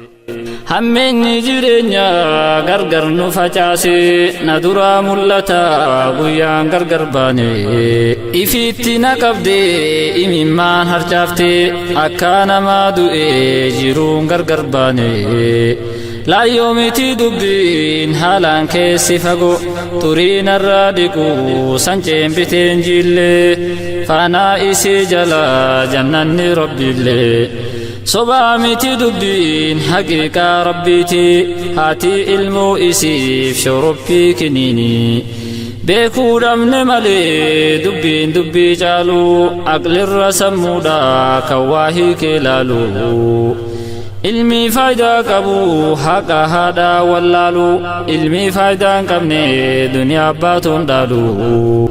Egaa obboleessa kennaa kaab Ismaa'il baarakallahu fiik jazaakallahu khairan. Egaa kabajamtootaaf dhaggeeffattoota kennaa egaa harmeewwan kennaa daa'imman harma hoosisuun argitee ergaan ni qabu akkasumas faayidaan ni qabu irraatii barnoota guddaa akka argattan abdii guddaa qabna. Egaa daa'imman keessanitti argitee garaa hin jabaatinaa akka rabbiin subhaanahu wa ta'aalaa jaalatuu fi akka rasuulli keenya alayhi salaatu wasalaam nuuf dhaamanitti haa jiraannu. Islaamummaa kan argitee maqaa qofaan osoo hin ta'in islaamummaa bareeddu tan haa jiraannu jechuudhaan dhaamsa saniif dabarsaa obboleessi keenya kaab Ismaa'il hedduu galatoomi. Egaa kabajamtootaaf dhaggeeffattoota kennaa nashiiduma gabaabduu takkaanii gara qophii argitee hayyoota itti isiniif dhiyeessine ibsa addawaawiin guyyaa har'aa baase argitee hidhamtoonni siyaasaa haa hiikaman akkasumas manni hidhamaa kalaawii haa cufamu jechuudhaan turtii Profeesar Isqeel akkasumas Profeesar Mahammad akkasumas obbo Huseenii fi akkasumas abbaa liiban yookaan diqqaa hasan wajjin taasifnee qabannee isiniif dhiyaannee jirra itti dhiyaadha. Dhugaadhaan kuukamee lammiidhaaf carraaqa dhimma rakkoo sabaa bakka nyaatu hooqa kanaaf jaalatame raadiyoon daandii haqaa reediyoon daandii haqaa wabii sabaaf biyyaa umurii nuuf dheeresi meel nuuf dagaayisi Allah yaa rabbii khiyyaa gaazexeessaan daandii haqaa hundinuu sabboona gootan wareegame sabaaf dhisuu seenaa lammina laa keessa jabeessaa hirmaannaa irree dantii haqa galmaan ga'uu qabna. Reediyoon dantii haqa nuuf dhaabbii sabaaf biyyaa umrii nuuf dheeresi mee nuuf dagaagsi Allah yaa rabbii kiyyaa. Reediyoo hundaanuu dantii nagaadhaa dhugaa faana baddee lakkaawwate gadaa aloolee barbaade ta'awwaalan hundaa hujiidhaan ol baase dirree baase hundaa. kabajamtoota fi dhaggeeffattoota hordoftoota raadiyoo daandiyaa egaa kun tamsaasa kennaa guyyaa roobi guyyaa hardhaa isinii tamsa'aa jirtudha. Akkuma beekamu egaa guyyaa hardhaa biyyattii kenna keessatti egaa ibsi bal'aa wayii kennamee jira. Ibsi bal'aan guyyaa hardhaa kenname qabxii lama qabatee bahee jira. Qabxii lamaan kun qabxii akkaan babal'aati. Warroottan ibsa kana kennan warroottan dhuma darbe kana keessatti ibsa baasanidha. Ibsi lammaffaa bahe kun ibsa duraarraa maaliin garaagarummaa qaba? Haalli inni ittiin kenname maal fakkaata? Egaa hooggantoonni paartilee addawaawii afraan kun guyyaa hardhaa qabxiiwwan lama keessattuu hidhamtoonni siyaasa biyyattii keessatti jiran hiikamuu ilaalchise akkasumas manni darara argitee toorshiin uummanni keenya keessatti godhamaa ture maakilaawiin akka inni cufamuu fi egaa ibsi kennamee jira. Ibsi kun bifa seenatiin akkasumas bifa siyaasatiin bifa seeratiin kallattii akkamii qabaata? Egaa hayyoonni waan kanarratti maal jedhanii biyyattiin sun garamitti deemaa jirti? Siyaasaan biyyattii suni garamitti deemaa jirti? TPLF ibsa dheengadda baafte fi ibsi har'a bahe kun garaagarummaan isaa maal fakkaata? Egaa waan jajjadhu kana hayyoota isinii qabannee dhiyaannee jirra. Akkasumas manni hidhaa darara maakalaawii sun keessatti warroota dararamaa turan warroota waggaa dheeraa achi keessatti tumamaa turan keessa nama tokko waan mana hidhaa sanillee irraa nu dubbatullee qabannee isiniif dhiyaannee jirra. Hayyoonni immoo haaluma waliigalaatiin ibsa guyyaa hardhaa ba'ee kana ilaalchisee akkaataa miira akkasumas immoo ibsama isaa kallattii siyaasaa seenaadhaan haaluma waliigalaati maal fakkaata waan jedhu turtii hayyoota wajjin taasisuudhaaf jirra. Egaa hayyoonni keenya guyyaa hardhaa qophii keenya raadiyoo daandiyaa guyyaa hardhaa irratti isiniif qabannee dhiyaanne. Egaa hayyuu seenaa Profeesar Isqeel Gabbisaa akkuma tibba kanallee ibsa yeroo darbee irraati ibsa bal'aa nuuf kennaa turan. Akkasumas hayyuu dinagdee Profeesar Mahammad Abbaa Jabal Xaayiroo isaanis akkasuma ibsa nu kennan turanii ibsa yeroo darbee irratti ibsa haarawaa waliin eegaa turre jechuu. Akkasumas dargaggeessa qeerroo PhD akkasumas doktorummaa isaa kallattii seeraatiin barataa jiru Hussein Ahmed Turaa isas akkasuma tibba darbe kana keessatti turtii waliin taasifnee turre. Akkasumas abbaa liibaan yookaan immoo diqqaa Hasan warra argitee maakalaawii kana keessatti dararamaa turan irraati. Innillee waan kana irratti haala jiru irratti yaada nuuf qoodu qaba. Haaluma waliigalaatiin egaa hamma xumura qophii keenyatti nu wajjin turan affeerra kenna. Keessummoota keenya argitee kallattii adda addaatiin biyyoota biyyi isaanii hundi isaanii Ameerikaa keessatti argamanus isteetota adda addaa irraati toora iskaayipidhaan yeroo ammaa kana nu wajjiidhaan jiru. Mee jalqaba isaan hunda maqaa dhaggeeffattoota keenyatiin nu argamuu isaaniitiif galatoonfata. Isaan simannaa keessummoota keenya yoo baga nagaan dhuftan anaa dhufu. Namni hedduu ta'uu wajjin mee jalqaba Profeesar Isqeel baga nagaan dhuftan yooyya. Yooyya akkamii Hamza nagaadha. Nagaa baga jiraattan ayyee sagantaa kanarra nu argamu keessaniif hedduu isin galatoonfanna Profeesar. Galatoomeetillee. Profeesar Mahammad Abbaa Jabal Xaayiroo assalaamu alaikum baga nagaan dhuftan yooyya. Waalaikum salaam yooyya baga nagaan jiraattan. Maashaallah nu argamu keessaniif maqaa dhaggeeffattootaan hedduu isin galatoonfanna. Anillee carraa naa kennuu keessaniif galatooma. Akkasumas dargaggeessa qeerroo biyya keessatti illee ture yuunivarsiitii 4 keessatti barsiisaa ture beekaa seera amma doktorummaa isaa kabarataa jiru qeerroo jennaan dargaggeessa Hussein Ahmed Turaa assalaamu alaikum yooyya baga nagaan dhuftatilleen. Waalaikum salaam baga walla argine baga na eede nagaan atillee maarree hayyee nu jettee nu dhiyaachuu kan keetiif hedduu galatoom.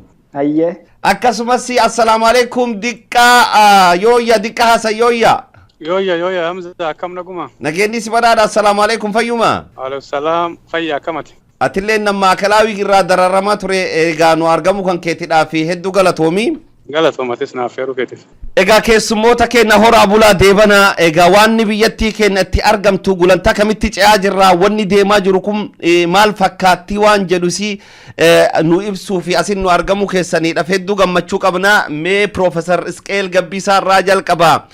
adeemsa seenaa biyyattii san keessatti ibsoota kennamaa turan keessa ammallee moo ibsa yeroo ammaa kanatti guyyaa hardhaa ba'eef kadheen gadda san akkaataa miirri inni ittiin dhiyaate fi ibsi guyyaa hardhaa kadheen gaddaaf ka hardhaa kun garaagarumti isa maal fakkaata Professor Isqeel hardha maal hubattan warroottan kun afraan yoo as gabbaanii ibsa kennan ibsaanii kanarraati mee haaluma waliigalaatiin maal hubattan maal argitan Galatoomii assalaamu alaikum insiin jedhaanillee hunduma keessaniin iyyuu وعليك السلام horrible Egaa waan ani arge waan baay'eetu kana keessa jira walumaa galatti garuu kan nuyi jechuudhaaf dandeenyu kana dura walgahiin hojii raawwachiisuu addawaawii dhume jedhamee ture ergii dhumeetiiti immoo ibsa baasuudhaaf ibsa ejjennoo baasuuf yeroo dheeraa irraa fudhatee ergii yeroo irraati ejjennoon kun baheeti booda immoo jarri kun arfan warri geggeessitoonni isaanii arfan bahanii dubbatu jechuudhaaf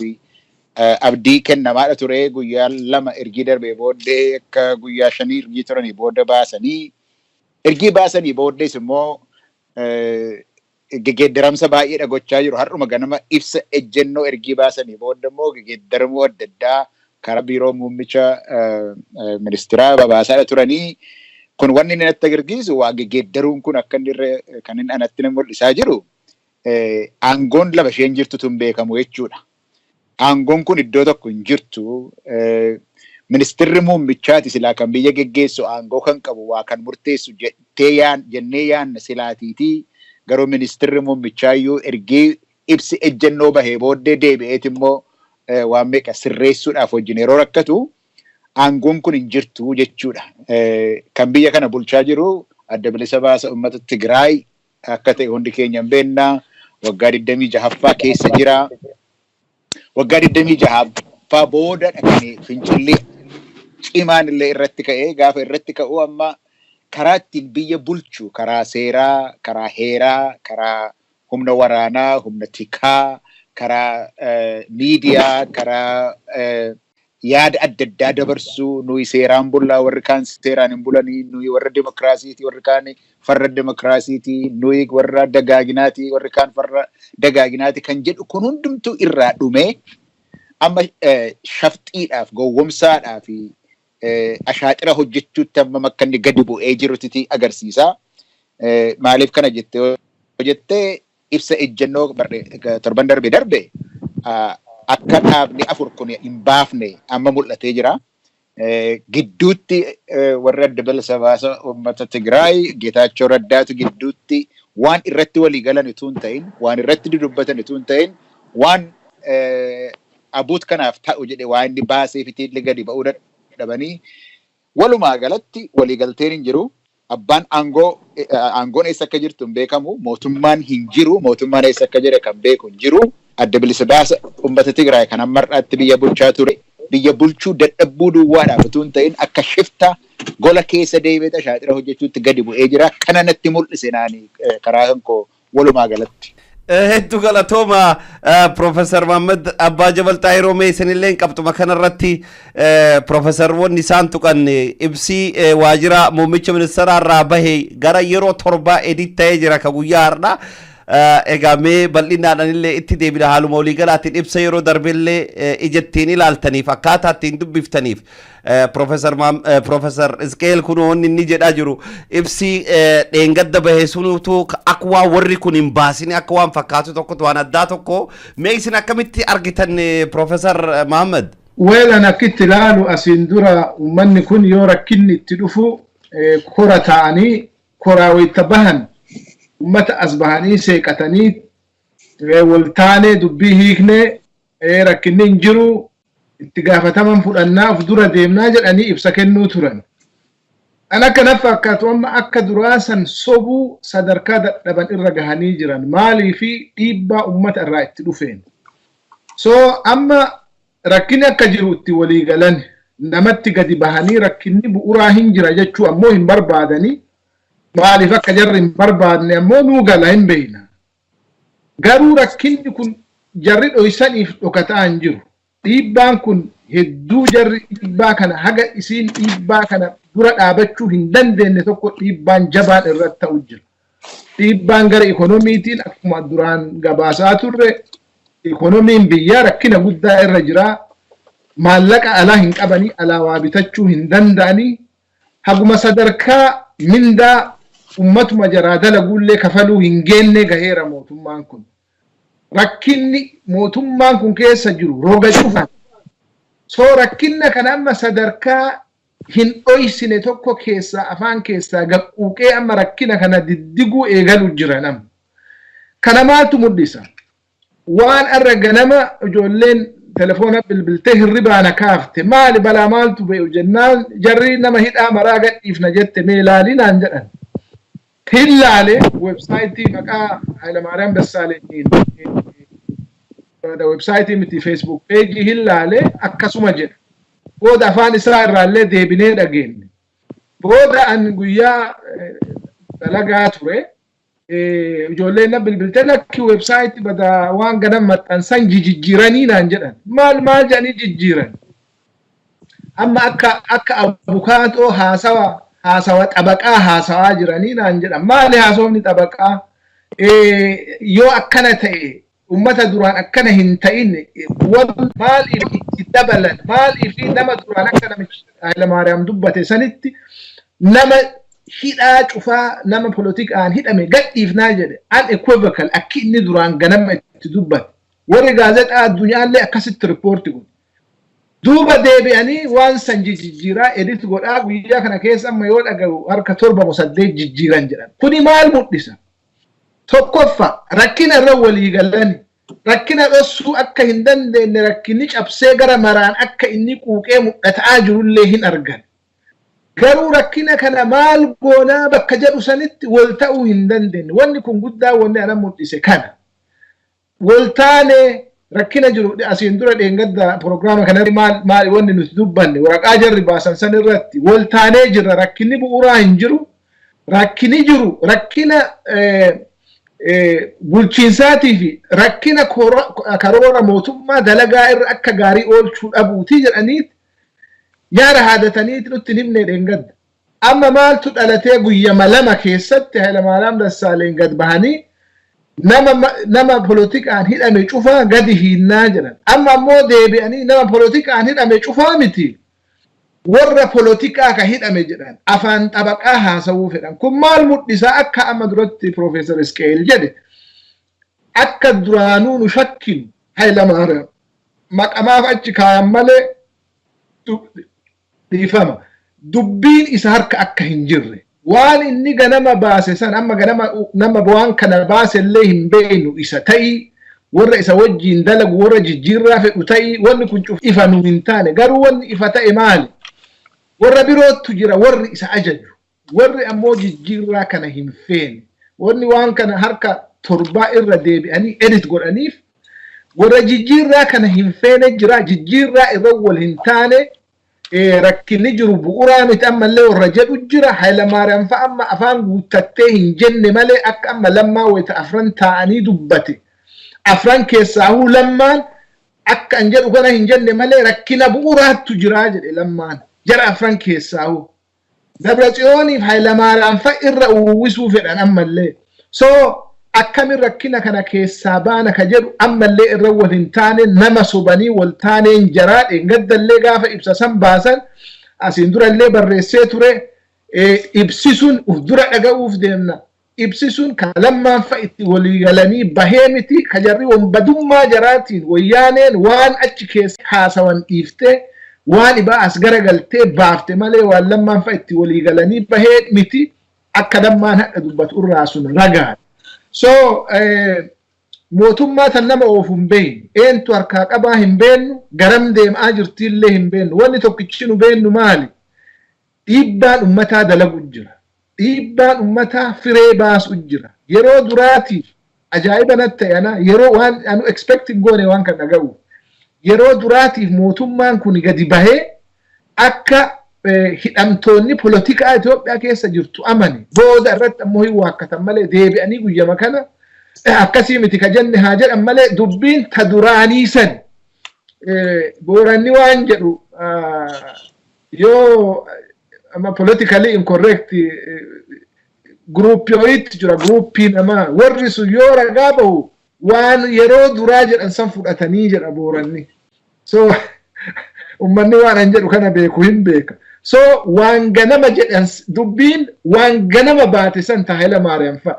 Taboodarra deebi'anii edit godhan tuni dubbii ummata wayyaanee ka jijjiirraa hin feene. So jaruma keessa akka bakka lama yoo xiqqaate bakka lama jiran wanni kun akka gaariitti nu mul'ise jechaaf jedha. Tole hedduu galatoomaa Profeesar Mahammad mee gara ila seeratiin immoo mee Huseen maal argite jijjiiramni yeroo torbatti waajjira muummicha ministeera isii warri kun waan kan yoo dhufanii ummata dubbatanii waan kan barreessan wanni kun argite feesbuukii nama dhuunfaa waan xixiqqaa miti waajjira muummicha ministeera biyyattiiti warroottan argite addunyaa miidiyaaleen gurguddoon The Guardian faan ka jalqaba san fudhatanii gabaasaa turan isaan yeroo torba edit godhanii jiran waan kan wanni jalqaba jettuu fi wanni itti aantii haga boodatti jirtu dhiphachaa deemni ammallee waan kabar dhaabbiyyuun arganne ammallee isi wanni kun akka seeratti mee atam ag jalqaba sanirraa haga booda kana wanta warri edit godhan kan akkamitti argita bal'inni isaa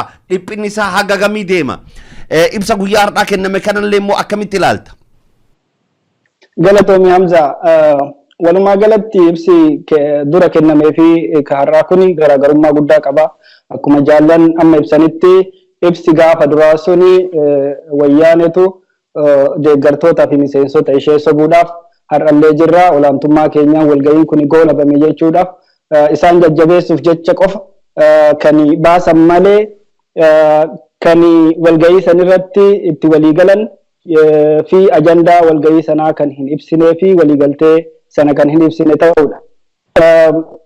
Ibsi har'a kenname aangawoota mootummaa irraa kan irratti waliigalan ta'uu agarsiisa. Asiin duras namoonni tokko kanneen keessa beekan wantoonni akkanaa kun murtii argachuu isaa himaa turanii akkuma arginutti murtiin har'a darbe kun keessattuu hidhamtoota siyaasaa gadi dhiisuudhaaf mootummaan dirqamee jira. Kana fedhii isaatiin osoo hin taane dirqameeti mormii fi qabsoo uummataa duubatti deebisuu waan hin dandeenyeef qabsoon uummataa kun karaa diinagdeetiin karaa siyaasaatii fi karaa biraatiin mootummaa sana dugda isaa cabsuu isaati kan agarsiisu.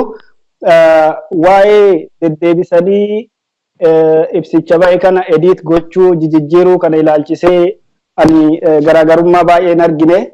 Wanti achirratti jijjiirraa kana fide maali jedheet qabiyyee isaa ka jalqabaatii fi ka dhumaa wal biratti yoo laalu baay'ee garaagarummaan qabu ibsi kun. Maaliif inni dhumaa suni maal jechuu barbaadani?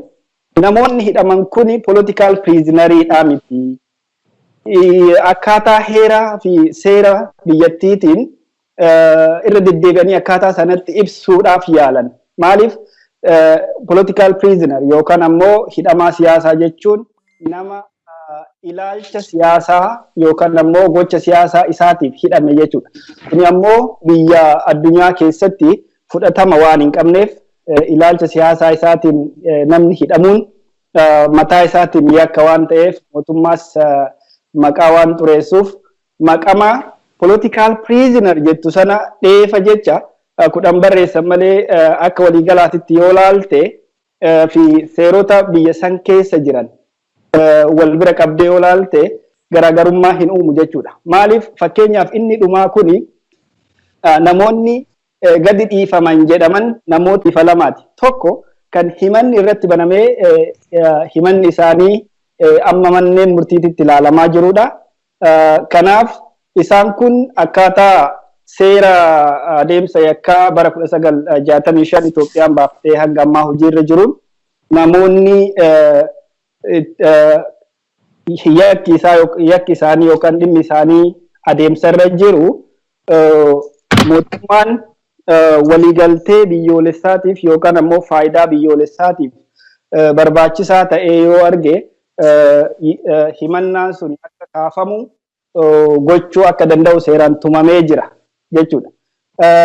Karaa biraatiin ammoo namoonni murtii argatan namoonni itti murtaa'ee mana sirreessaa keessa jiran dhiifama gaafatanii akkaataan mana hidhaasanii itti ba'an jira jechuudha. Kanaaf wantoonni amma jijjiiramoonni dhufan kunniin seerotaan fakkeenyaaf inni dhumaa kuni waanuma mootummaa jalqaba yaade sana ibsa jechuudha. Mootummaan tokkoffaa namoonni kunniin sababa ilaalcha siyaasaa isaaniitiif hidhaman ka jedhu kana dubbachuun barbaanne. Dubbiin jirtu ifa namoonni kun hidhamtoota siyaasati. Garuu mootummaan Itoophiyaa hidhamtoota siyaasaa hunda hiikuu heda ka jedhu kun ija seeraatiin keessattuu faranjoota biratti warra seera beeku jechuudha. Political prisoner jechuun yookaan hidhamaa siyaasaa jechuun maal jechuu akka ta'e warra beeku biratti sheemidha jechuudha. Kanaaf wanta qaanii kana dhoksuuf jecha fi of duras yeroo gara hojiitti seenan akkaataa seera lafa jiruutiin wal fakkeessuudhaaf kan yaalan argee yaalanii hanga dhumaatitti waanuma seerri jiru amma seerota wal bira qabee ilaalee jira. Namoonni yakkaan himataman tokkoffaa manni murtii abbaan alangaa jechuudha. Abbaa alangaati. Abbaan alangaa mootummaa federaalaa himata san akka addaan kutu gochuu ka danda'u mootummatu ajaja jechuudha. Kuni dirqama hidhamaa siyaasaa ta'uu dirqama miti. Mootummaan yoo itti amane nama kamiyyuu akka gadhiifamu gochuu ni danda'a jechuudha. Kabira ammoo namni tokko kan murtii dhimmi isaa murtii argate dhiifama gaafataa. Kunis ammoo laalamee haala sanaan ba'a jechuudha. Walumaa galatti jijjiiramuun kuni jechuma political prisoner yookaan ammoo hidhamaa siyaasaa jettu sana balleessuudhaa fi akkaataa seera lafa jiruutiin walitti fiduudhaaf yaalii godhan argaa. Sanaan alatti garuu waliigalteen dhuguma akka addawaawiitti jiramoo hin jiru. Har'umaayyuu waliigalanii jiru ka jedhu kuni gaafii baay'ee kaasuu wanta danda'udha. Fuuluma isaaniirraa waa baay'ee dubbisuu ni dandeenya jechuudha. Fakkeenyaaf garaagarummaa obbo Lammaa Magarsaa fi Dabratsiyooniin jidduu jiru jechuudha. Maaliif jijjiiramni amma argaa jirru kuni qaamota si'a duraatiif walitti dubbachuu eegalan jidduutti jechuudha. Qaamonni kunniin jalqaba wal dorgomuuf yaalii godhanii booda garuu wanti sun isaan akka hin baafne waan hubataniif dirqamaniitti maritti seenan jechuudha. Inni kunis olaantummaa wayyaanee isa turedha. Wayyaaneetu biyya san bulchaa ture. Kuuwwan ergamtoota turanii amma ammoo qabsoon uummataa deemsisu waan dhorkiteef warra ergamu ofirraa fonqolchitee waan darbiteef mootummaan keessattuu naannoo Oromiyaa dirqameet jiraachuudhaaf jecha negosheet gochuutti dhufe jechuudha. Gaafa negosheet gochuutti dhufamu ka dura ergatu suni ka argitee mootiin dura ture waan kana fudhachuudhaaf itti ulfaata. Akkanatti fakkaatutti warri angorra jiran kanneen akka Dabratsiyoon waan kana hubatan waliigalan hammatu. Garuu deeggartoonni isaanii warri jala jiru waan kana fudhachuudhaaf hanga ammaatitti qophii miti. Kana fudhachuurra humnaan biyya qabannee bulchuu hin dandeenya. Wanti hunduunu harka jira. Mootummaan kan fudhachuu hin qabu, dhaabni keenya kan fudhachuu hin qabu jedhaniitu waan rakkisaniif. Ibsi jalqabaa sunis jaruma amma ta'e gammachiisuudhaaf torbaan tokkoofis ta'u guyyaa lamaafis ta'u waan baay'ee natti fakkaata. Hedduu galatoomi Hussein kallattii seeraati wantoota sassan akkanatti ibsuun kan kee waan hedduu bareedati. Mee gara Profeesar Isqeel eenyudha muummichi ministeeraa Hayilamaariyaam Dassaalany waan argitee samii gad jiru wanni nu hin tuqin takka illee hin jiru jedhee yoo inni bookkisu dhaga'ama. Akkasumas የፖለቲካና የዲሞክራሲ ምህዳሩን ለማስፋት osoo jedhu ajiruma isaa irraati warroottan isa sodaachisan warroottan qaamonni argitee namni arguu hin dandeenye ammallee wayittuu jira jechuu qaamota argitee nama dirqamsiisee waan kan edit nama gochisiisu yeroo torba isii politikaa fi dimokiraasii ምህዳር መስፋት jechuun kunuutu isaanu mana keessatu hin qajeelle garamitti maaltu mul'ata bakka kanatti. Wanni kun iddoo baay'eetti mul'ata siyaasa duwwaatu hin ta'in waanuma amma Hussein dubbataa ture irratti yoo fuunee ilaalle seeru karuma seeraa yoo ilaalle waan inni jedhe nama yeroo achi ba'ee muummichi ministeeraa dubbatee political prisoners yeroo jedhu political prisoners kun hin hiikamu yoo jedhee kumaan kan lakkaa'amantu jira isaan kan seera shororkeessummaa duwwaadhaan kan hidhamanii gara nama 1,000tu jira kan maqaan isaanii tarreeffamee beekamu. Isaan malees immoo maqaan isaanii hin dhahamin bakka adda addaatti kan hidhamanii jiranii kumaatamaan kan lakkaa'amantu jira. Sabii kanaatii fi political prisoners jedhu sana dhiisanii politician prisoners jedhan. Kuni geeddarama cimaadha bara. Akkas jechuun politicianii utuu hin ta'in kan hidhaman hin ilaallatu gara jechuutti geessaa jechuudha argite. Political prisoners yeroo jechuun warra politicianii utuu hin ta'in kan hidhaman jechuudha. Politician prisoners inni isaan boodan jedhan garuu namoota hoggantoota siyaasaa kan ta'an isaaniin duwwaa ilaallata gara jechuutti geessa. Kanaafi kumaatamarraatiiti gara nama xinnootti geessa namoota hidhamuudhaaf adeemanii jechuudha. Akkas jechuu duwwaan. Kanuma irratti immoo yeroo dubbatu hundatu gadhiifamaa jedhe sila akka Profeesar Xaayiroon jedhu hundatu gadhiifamaa jedhan sa'a booda garuu tokkotu gadhiifama. Andaandi jedhani keessaatii malee akka duraan dubbatan hin jenne. Akkuma amma walitti si hidhuudhaaf jechuudhaafi. Ganama gaafa muummichi ministeeraa dubbatu akka isaan hiikamanii fi murteessineerraa kun amantii keenyadha sii jedhe. Yeroo sanas immoo kan inni dubbatee sakattaamee xiinxalamee akka seera biyyaatti olaantummaa seeraa utuu hin cabsin akka sanatti sakattaameeti hiikamu baramee dubbiin isaa xiinxalamee hiikamuu jedhe. Kun hundumtuu walitti qabaasaa yoo ilaalte jalqaba waa jedheetti aansee waan kan biraa jechuun karuma seera duwwaayyuu kan ani argu waan fooyyessan seera isaa fooyyessan utuu hin ta'in ergii ganama dubbate booda maaliif akkas jettee jedhamee gaan itti himameefititi achirraatii baqachuudhaaf jecha waan godhete kan inni ta'ee mul'atu. Waa'ee ammati bal'ina siyaasa bal'ina jedhee kan dubbatu irratti waan guddaadha dubbate garuu ammas kan samii gaditti waan nu irratti hin dubbanne hin jiru jedhe. Isuma keessatti garuu guddinni jira jedhe. Guddina nama ajaa'ibsiisuu ummata biyya lafaa dinqisiisutu godhamee jira. Isinumtillee ilaalaa. Garuu dhibaayina keenyarraati kan ka'e akka paartiitti dhibaayina keenyarraa kan ta'etiti waan nuyi gaarii hojjennu hundumtu akka gaariitti hin fudhanne wal shakkiidhaaf waliigalteetu nu gidduu hin jiru. Har'a garuu waliigalteedhaaf wal shakkii sana gargar baafneeti waliigalleeti gadi baaneerraa. Kanarratti lafa siyaasaa sana hin bal'ifna gaafa jedhu inni mataan isaa suuta jennee waan nu ilaaluudhaaf irra jirudha. Waan isaan jedhani tun ta'in waan isaan godhanidha kan nu ilaaluun nurra jiru. Maaliif akkuma waa'ee seeraa irratti ammani jedhe akkaataan itti isaan dubbatanii rakkinatu jira siin jedha malee rakkinni sun maali jettee yoo gaafatte akkatti Hayilamaariyaam Dassaalany dubbatuu fi akkatti Dammaqa Makonnin dubbatuu fi akkatti Lammaa Magarsaa dubbatuu fi akka Dabratsiyoon itti dubbatu adda. Dubbii kanaaf jarri kun walii galaniiti siyaasaa sana bal'isuudhaaf adeemu kan jedhu waan isaan jedhanirraa yookaan dhugaadha jennee fudhachuudhaaf hin dandeenye jechuudha. Maaliif rakkoo isaas kan isaan jedhani rakkoon jirtu rakkoo biyyaa utuu hin ta'in rakkoo paartiitii jedhu. Dammaqa Makonnin mataan isaa waan nuyi amma keessa jirru rakkoo kana keessaa bahuudhaaf demokraasiitu hanqatee jira. Demokraasii hanqate sana garuu iddoodhaan gahuudhaaf wanti wajjiniin ilaalamutu jira jedha. Wanni wajjiniin ilaalamuun irra jira jedhee inni dubbatu karaa akkaataa nu itti deemnu haala biyya keenyaa ilaalchisee haala dagaagina keessaa ilaalchisee nuyi biyya kana keessaati rakkoo kan nuyi qabnu kan hiyyummaati kan dagaagina dhabuuti isaa wajjin walitti qabatee demokraasiidhaa fi dagaagina biyyaa walitti hammatee akka inni itti ba'utti karaa lafa keenya irraa jedha. So rakkinni inni jedhu hanqina demokraasiitu jira. Itti guutneetu deemnaa jedha namumti inni bakka Amaaraa dubbatu sunillee. Yoo garuu akkatti lammaan dubbatu yoo ilaalle akkaataan inni itti dubbatu yoo ilaalle akkaataan inni rakkoonsaa kanadha jedhu rakkoo isaa sana jalqaba yoo ilaalle karaan itti hiikanis adda ta'a. Lammaan kan inni jedhu as keessa gaafa itti gallu nuyi dorgommiidhaaf hin dhufne jedhe. Paartiin tokko mo'ee ba'e kan jedhuuf dorgommiif hin dhufne. Shaampiyoonaa jennees yookiis abbaa tokkotu mo'ate kanaaf badhaasa kenninaaf jennee hin dhufne.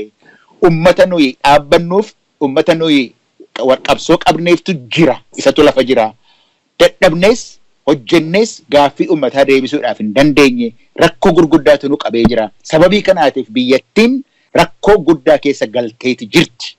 Kanarratti ulfina nama tokko yookiis aangoo nama tokko yookiis aangoo garuu tokko ilaaluudhaaf hin goonne inni boollatti hanamu rakkina biyyaatu jira, rakkina ummataatu jira, isa furuudhaaf dhufne jennee gaafa wanni akka inni itti dubbatu rakkinni isaa rakkina biyyaa rakkina biyyoolessaati yeroo inni jedhu obbo Dabratsiyoon immoo dhufee lakki rakkoon kuni rakkoodhuma ummataati of fattashneerraa of ilaalleerraa hamma har'aatti nutu warra baldii balleessu sana sirriitti waan hin galchineefitti rakkina keessa linnee amma garuu ummata tajaajiluudhaaf qophoofneerra kanaaf waan guddaa dhagooneerraa jedha. Yoo akkasitti ilaallee waan har'a isaan dubbatan isa dheengaddaa dhiisi. Isa dheengaddaa isa ashaaciraaf hojjetame hadhiif nuutiiti. Isa har'a arfan isaanii dubbatan yoo ilaalle duwwaayyuu waan amanatamaa wanti lafa qabe hin jiru. Garuu gaariin tokko maali? Akkas jettaniittu kana akka guuttan jedhee uummanni dhiibbaa irratti gochuudhaaf hin danda'a. Bu'uura karaa isaan bananii kana ilaalee jechuudhaaf hin siin jedhe. Hedduu galatooma Profeesar Isqeel qabxii guddaa kaafsanii keessattuu amma mee Profeesar Mahammed haasa amma lammaan haasa'u kan yoo inni onnatee dubbatu amma yeroo amma har'aa isaa wajjin taa'ee dubbatutti kabajni nama dhuunfaa akkasumas immoo taayitan abbaa barbaadee boolla haasee nuti argitee biyyaa ol hin taatu. Taayitan akkasumas immoo kabajni abbaa taayita isa kamuutu biyyaa gadi jedhee yoonni akkasitti ibsusan irra jetee dubbatu maal argisiisa waan akka argitee namoonni dhuunfaa wayii tokko argitee kabaja isaaniidhaaf dhiphatan fakkeenya ibsaam yeroo darbe bayeessan TPLFin kabaja ofiif dhiphattee waan waltajjii irratti argitee gaggeeffame dhoksitee garas maqxe amma immoo ibsi amma har'a baay'ee kanarratti lammaan fuulduratti akkasii bahee dubbachuun kun ibsi guyyaa har'aa kenname kunuutu biyyatti kana gara kulanta kamitti tarkaanfachiisuu danda'a. Ibsaama paartiilee afraan guyyaa har'aa kana gidduutti amma bahee kun warri nu gidduu isaanii garaagarummaan daran bal'aan hin mul'atu haasawa isaanii keessatti maan xiinxaltan? Wanni aan argu rakkinni akka jiru irra walii galaniiran garuu itti jarri rakkina kana define godhan garagara ammallee. Mee qabxii tokko lafa kaayuu yaala. Tokkoffaani paartii abaaru. Parti jara abaru political mihdar ka jarri jedhan kana political space kana bal'ifna yoo kana goone rakkinni nu galee jira irra haasofnee jirra walii galee jirra wanni tokko rakkoon hin jira garuu rakkina san rakkina nuti gartee hiikuu hin dandeenye miti hin hiikna yeroo nu kenna akka jechaati so garuu yoo ati ilaaltu gaafii ummataa maali jettee yoo ati gadi deebitee fundamentally gaafii ummataa yoo ati ilaaltu political spacing kuni ummanni kanaa miti ka gaafatu gaafiin ummataa san irra gadi bu'ee jira is deeper than that political space jechaan bar ati ammallee legitimate jechaadha mataa kee keessatti ati ammallee waan dhaaba legitimate taate garuu for some reason political spacing takkaahu የፖለቲካ ምህዳር ጀር የቱስ ዋን ጥපቴፍ ሳንሂም በልፍና አርግኔ ጅራ ረኪና ዋን አከነ ሃሳ ረኪኒ አመን ለወን ጀር ሃሳን ማል ደምነ አችድ ዴቢ ሪስፖንሲቢሊቲ ፍዳቹን ፍዳን ረኪኒ አርቲፊሻል ዋን ጉባቲ ማለ አኩመ ዱረ ዱባደሰን ረኪኒ ቡኡራ ሂንጅሩ ጀራ ወሪቱ ወሪ አከደብረጽዮን ኩንጀቻ لما انفا اكاسي متيجت ركنا لما اكو مغاري دبات ركنا بورا توجراجه سو اني كن مود سومالي اس هركسي اتشي هركسي جري غرتي منا ولي شفت الرت ترتسن تيل ساين هاسوا جرا روان هدوان اتش كيسد ديم انتورسان برات جچا قالوا اني قدان امبورتانتي مالي mee paartii ihaadeg jedhu kana haa fudhannu addawaawii kan jarri seera baaftimoo paartii polotikaa paartii gajii paartii akka man jarri jettuun kana moo egzekatiiv imoo legislaatiiv imoo warra seera baasu dalagaan jaraa wanni marruu wallaaqee jira jecha mee fakkeen amma waan adda bahaa kiliir ta'e fakkeen biyya kana haa fudhannu pirezidantiin abbaa fedhee dhiifama godhuu hin danda'a.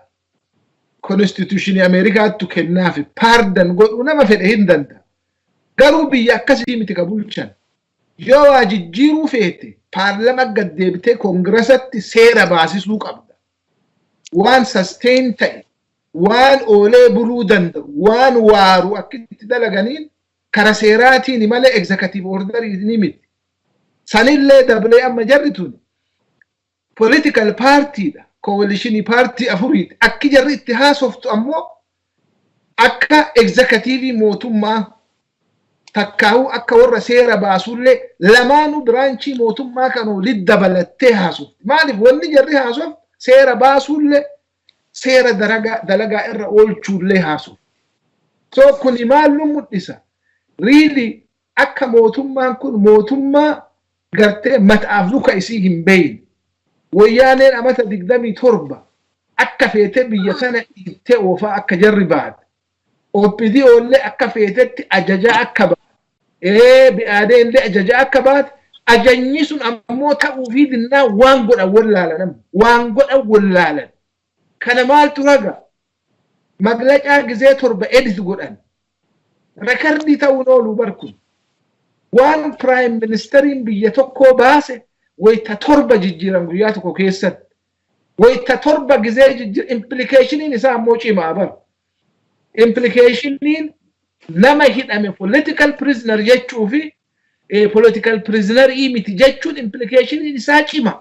Waan xiqqaa miti.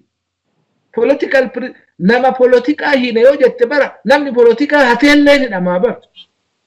Wanjalallee dalagee hidhamuu hin danda'a. Yaada isaatiin amma jarri maal jette booda irra baroonni jarri jechuu feete maali? Namni nu yaada isaa qofaaf hidhe hin jiruu jechuu feete. Kun ammoo implication isaa cimaa. Kuni maaliif warri entrenched interest warri jijjiirraa hin feene warra wanni kun namni keessa hin jira waggaa 27 warra dhabamee jira warra naafatee jira nama torcharii irra du'ee jira. Implication isaa cimaadha. Maaliif wanni kun jalqaba isaati malee ummata amma taa'ee reformii goona jedhu kan akka Dabratsiyoon fa'a akka wanni kun jara gaafachiisuun beetti jira. So waan kana dhowwuu feeti. Lakki nama politikaan yaada isaatiif hidhame hin jiru. Nama politikaa ta'ee wanjala dalaganii warra hidhaman hin jiran.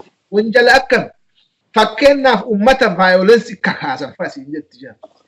Kanaaf ile malee ilaalcha purely ilaalcha isaatii namni nu hiine hin jiru. Eega BBC report godhe, eega Reuters report godhe, waan kana laaltee warri jijjiirraa hin feene kun irra deebitee godhe. Ammallee maali wanni jiru deemnee bakki itti deebinu.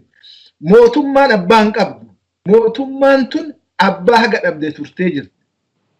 So namni gartee tokkochi yookaan gareen tokkochi ka wal dhagan, ka wal quba qabu, ka waliiquun hin jiru. So eentu humna qaba. Ammallee warra security waraana harkaa qabu humna qaba. So waan security waraanaa sana ammoo uduun haasayin irra dabarru ummata hafee carraa kenna. Asuma irra dhaaba amma. Tole hedduu galatooma Profeesar Mahammad. Mee gara gulantaa seeratiin obbo Huseenidhaan ammoo wanni an jechuu barbaadu egaa rakkoo ummata keenyaa hagan gahu bal'aa kana. Ummanni qabsoon inni geggeessaa jiru qabsoo argitee abbaa biyyummaati. Yeroo ammaa kanatti immoo qabsoo ummanni geggeessaa jiru kan isaan gara qabxii lamatti maakalaawii cufuu fi akkasumas ammoo argitee hidhamtoota seeraa hiikudha qofaadhaan jalqaban. Silaa rakkoon biyyatti suni sila akka mee akka seeratti bal'inni rakkoo keenna wajjiidhaan ammoo akka paartiin kun inni ittiin jiruuf ijaarameedhaan rakkoon kun sila furmaanni isa bifa kamiidhaan sila jalqabuu qaba sila akka gulantaa seeratti yaadni kan kee maalidha waan kanarratti?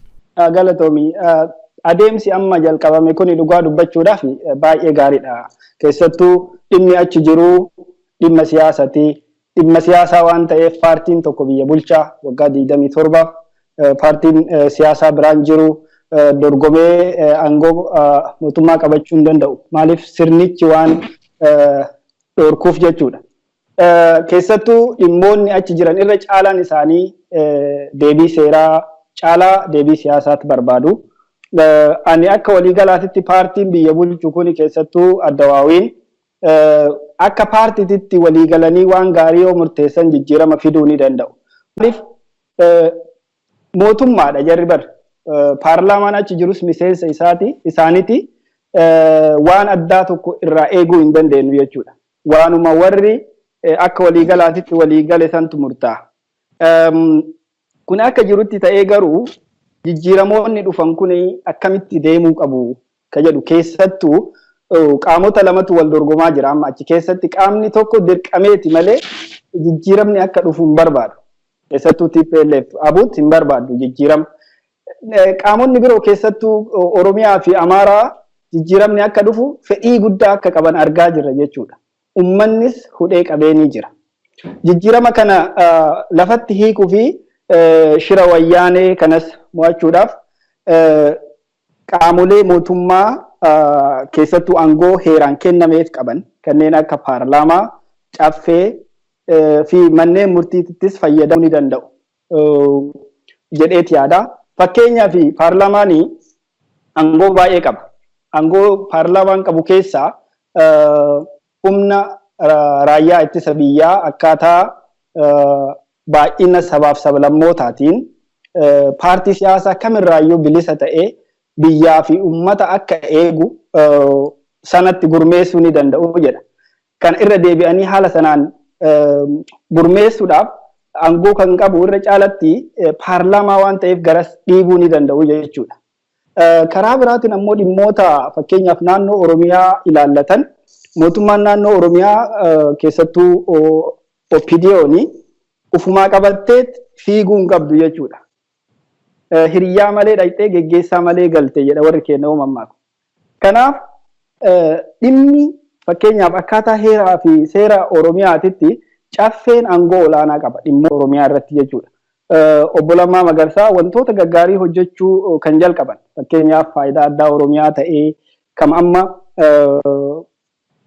argaa jirru kanneenis dabalatee waan hojjetan hunda uummata dhoysuu hin qaban akka waliigalaatitti. Lammaffaa immoo bakka bu'oota uummata Oromoo qofaaf ka hojjetan caffee Oromiyaa irra namoota jiran jechuudha. Nama 500 ol.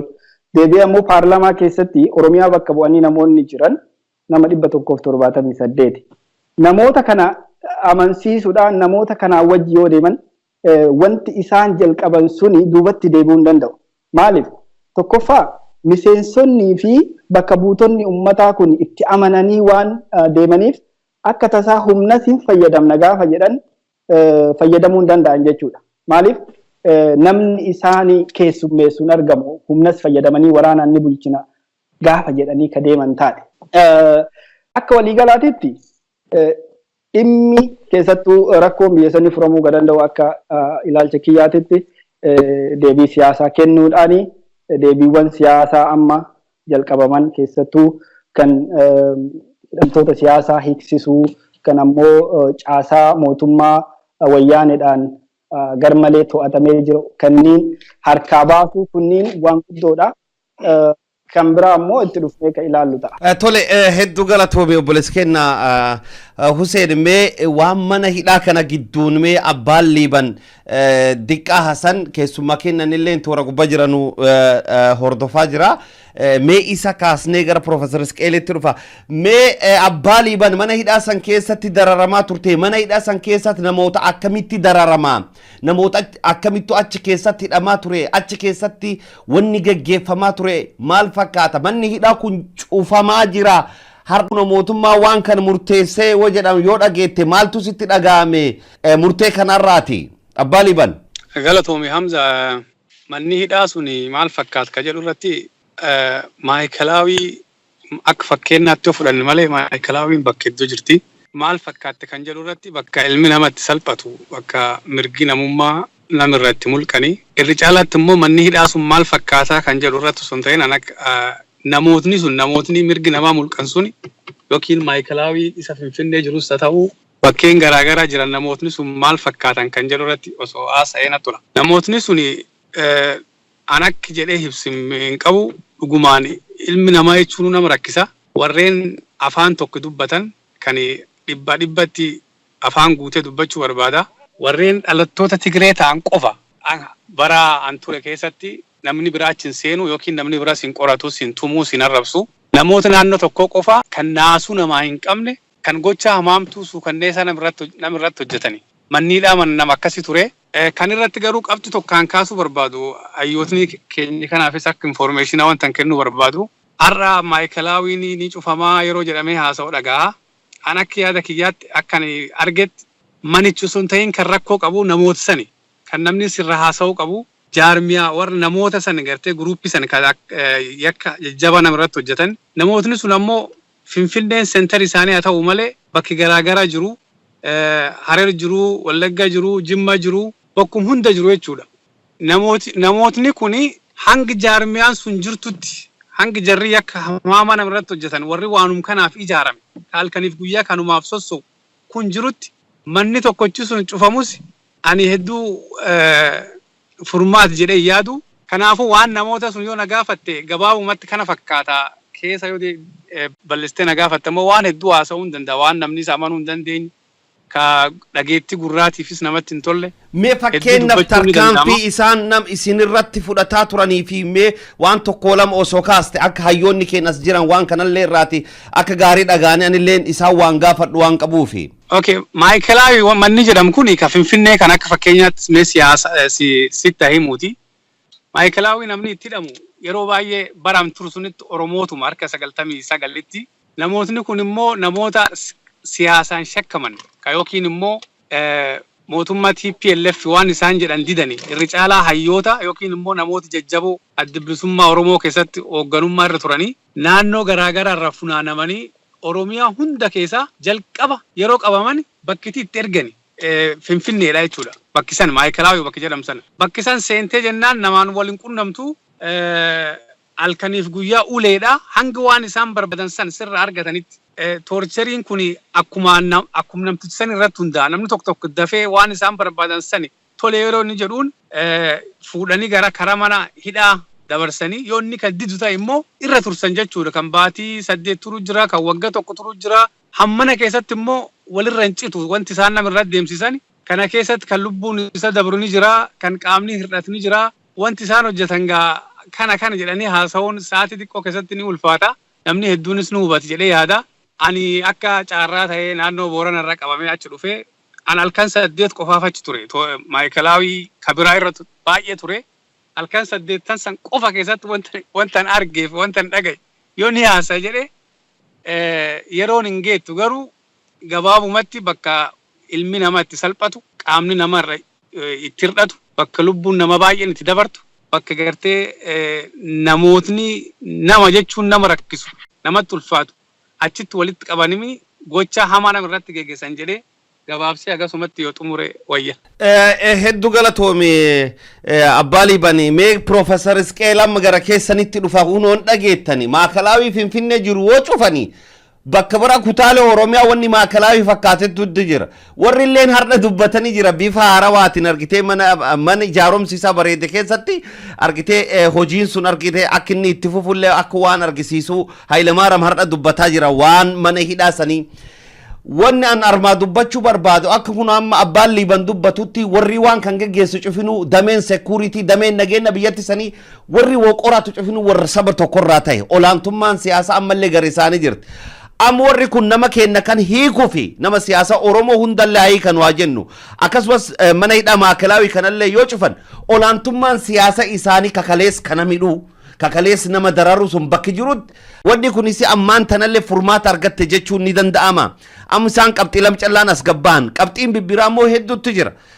Olaantummaa siyaasa kan security isaanii kan guutumaa guututti cabsanii aga sabaaf sablammoonni guutumatti kallattii dimokiraasawaa ta'een hin hiiratin biyyatti san keessatti furmaanni maakalaawwiin cufamee fi Oromoon har'a hiikaman bordeebiyaanii hidhamuu fi wabiin isaanii maalidha eega sirni istiraakchariin isaan jijjiiramin Profeesar Isqeel waan kanarra maal jettan? Reediyoon daandii hakaa wabii sabaaf biyyaa umrii nuuf dheeresi meel nuuf dagaagsi Allah yaa Rabbii qiyyaa. Egaa kabajamtoota fi dhaggeeffattoota hordoftoota raadiyoo daandii haqaa qophiin kennaa kutaa tokkoffaa kana fakkaatti kutaa lammaffaa inshaallah guyyaa borii qabannee kan isiniif dhiyaannu ta'a. Egaa hamma xumura qophii keenyatti waan nu wajjin turtanii fi jazaakumullahu khairan qophiiwwan kennaa irraatii barnoota gurguddaa hubannoo babal'aa akka argattan abdii guddaa qabna. Egaa qophiiwwan guyyaa irraa kan qindeessaa isiniif gaggeessaa ture obboleessi keessan Hamzaa Booranaati hamma sagantaa keenyatti aanutti deebinee wal arginutti wassalaamu alaikum wa rahmatullahi wa barakaatuhu. meenuuf dagaayisi Allah yaa rabbii kiyyaa.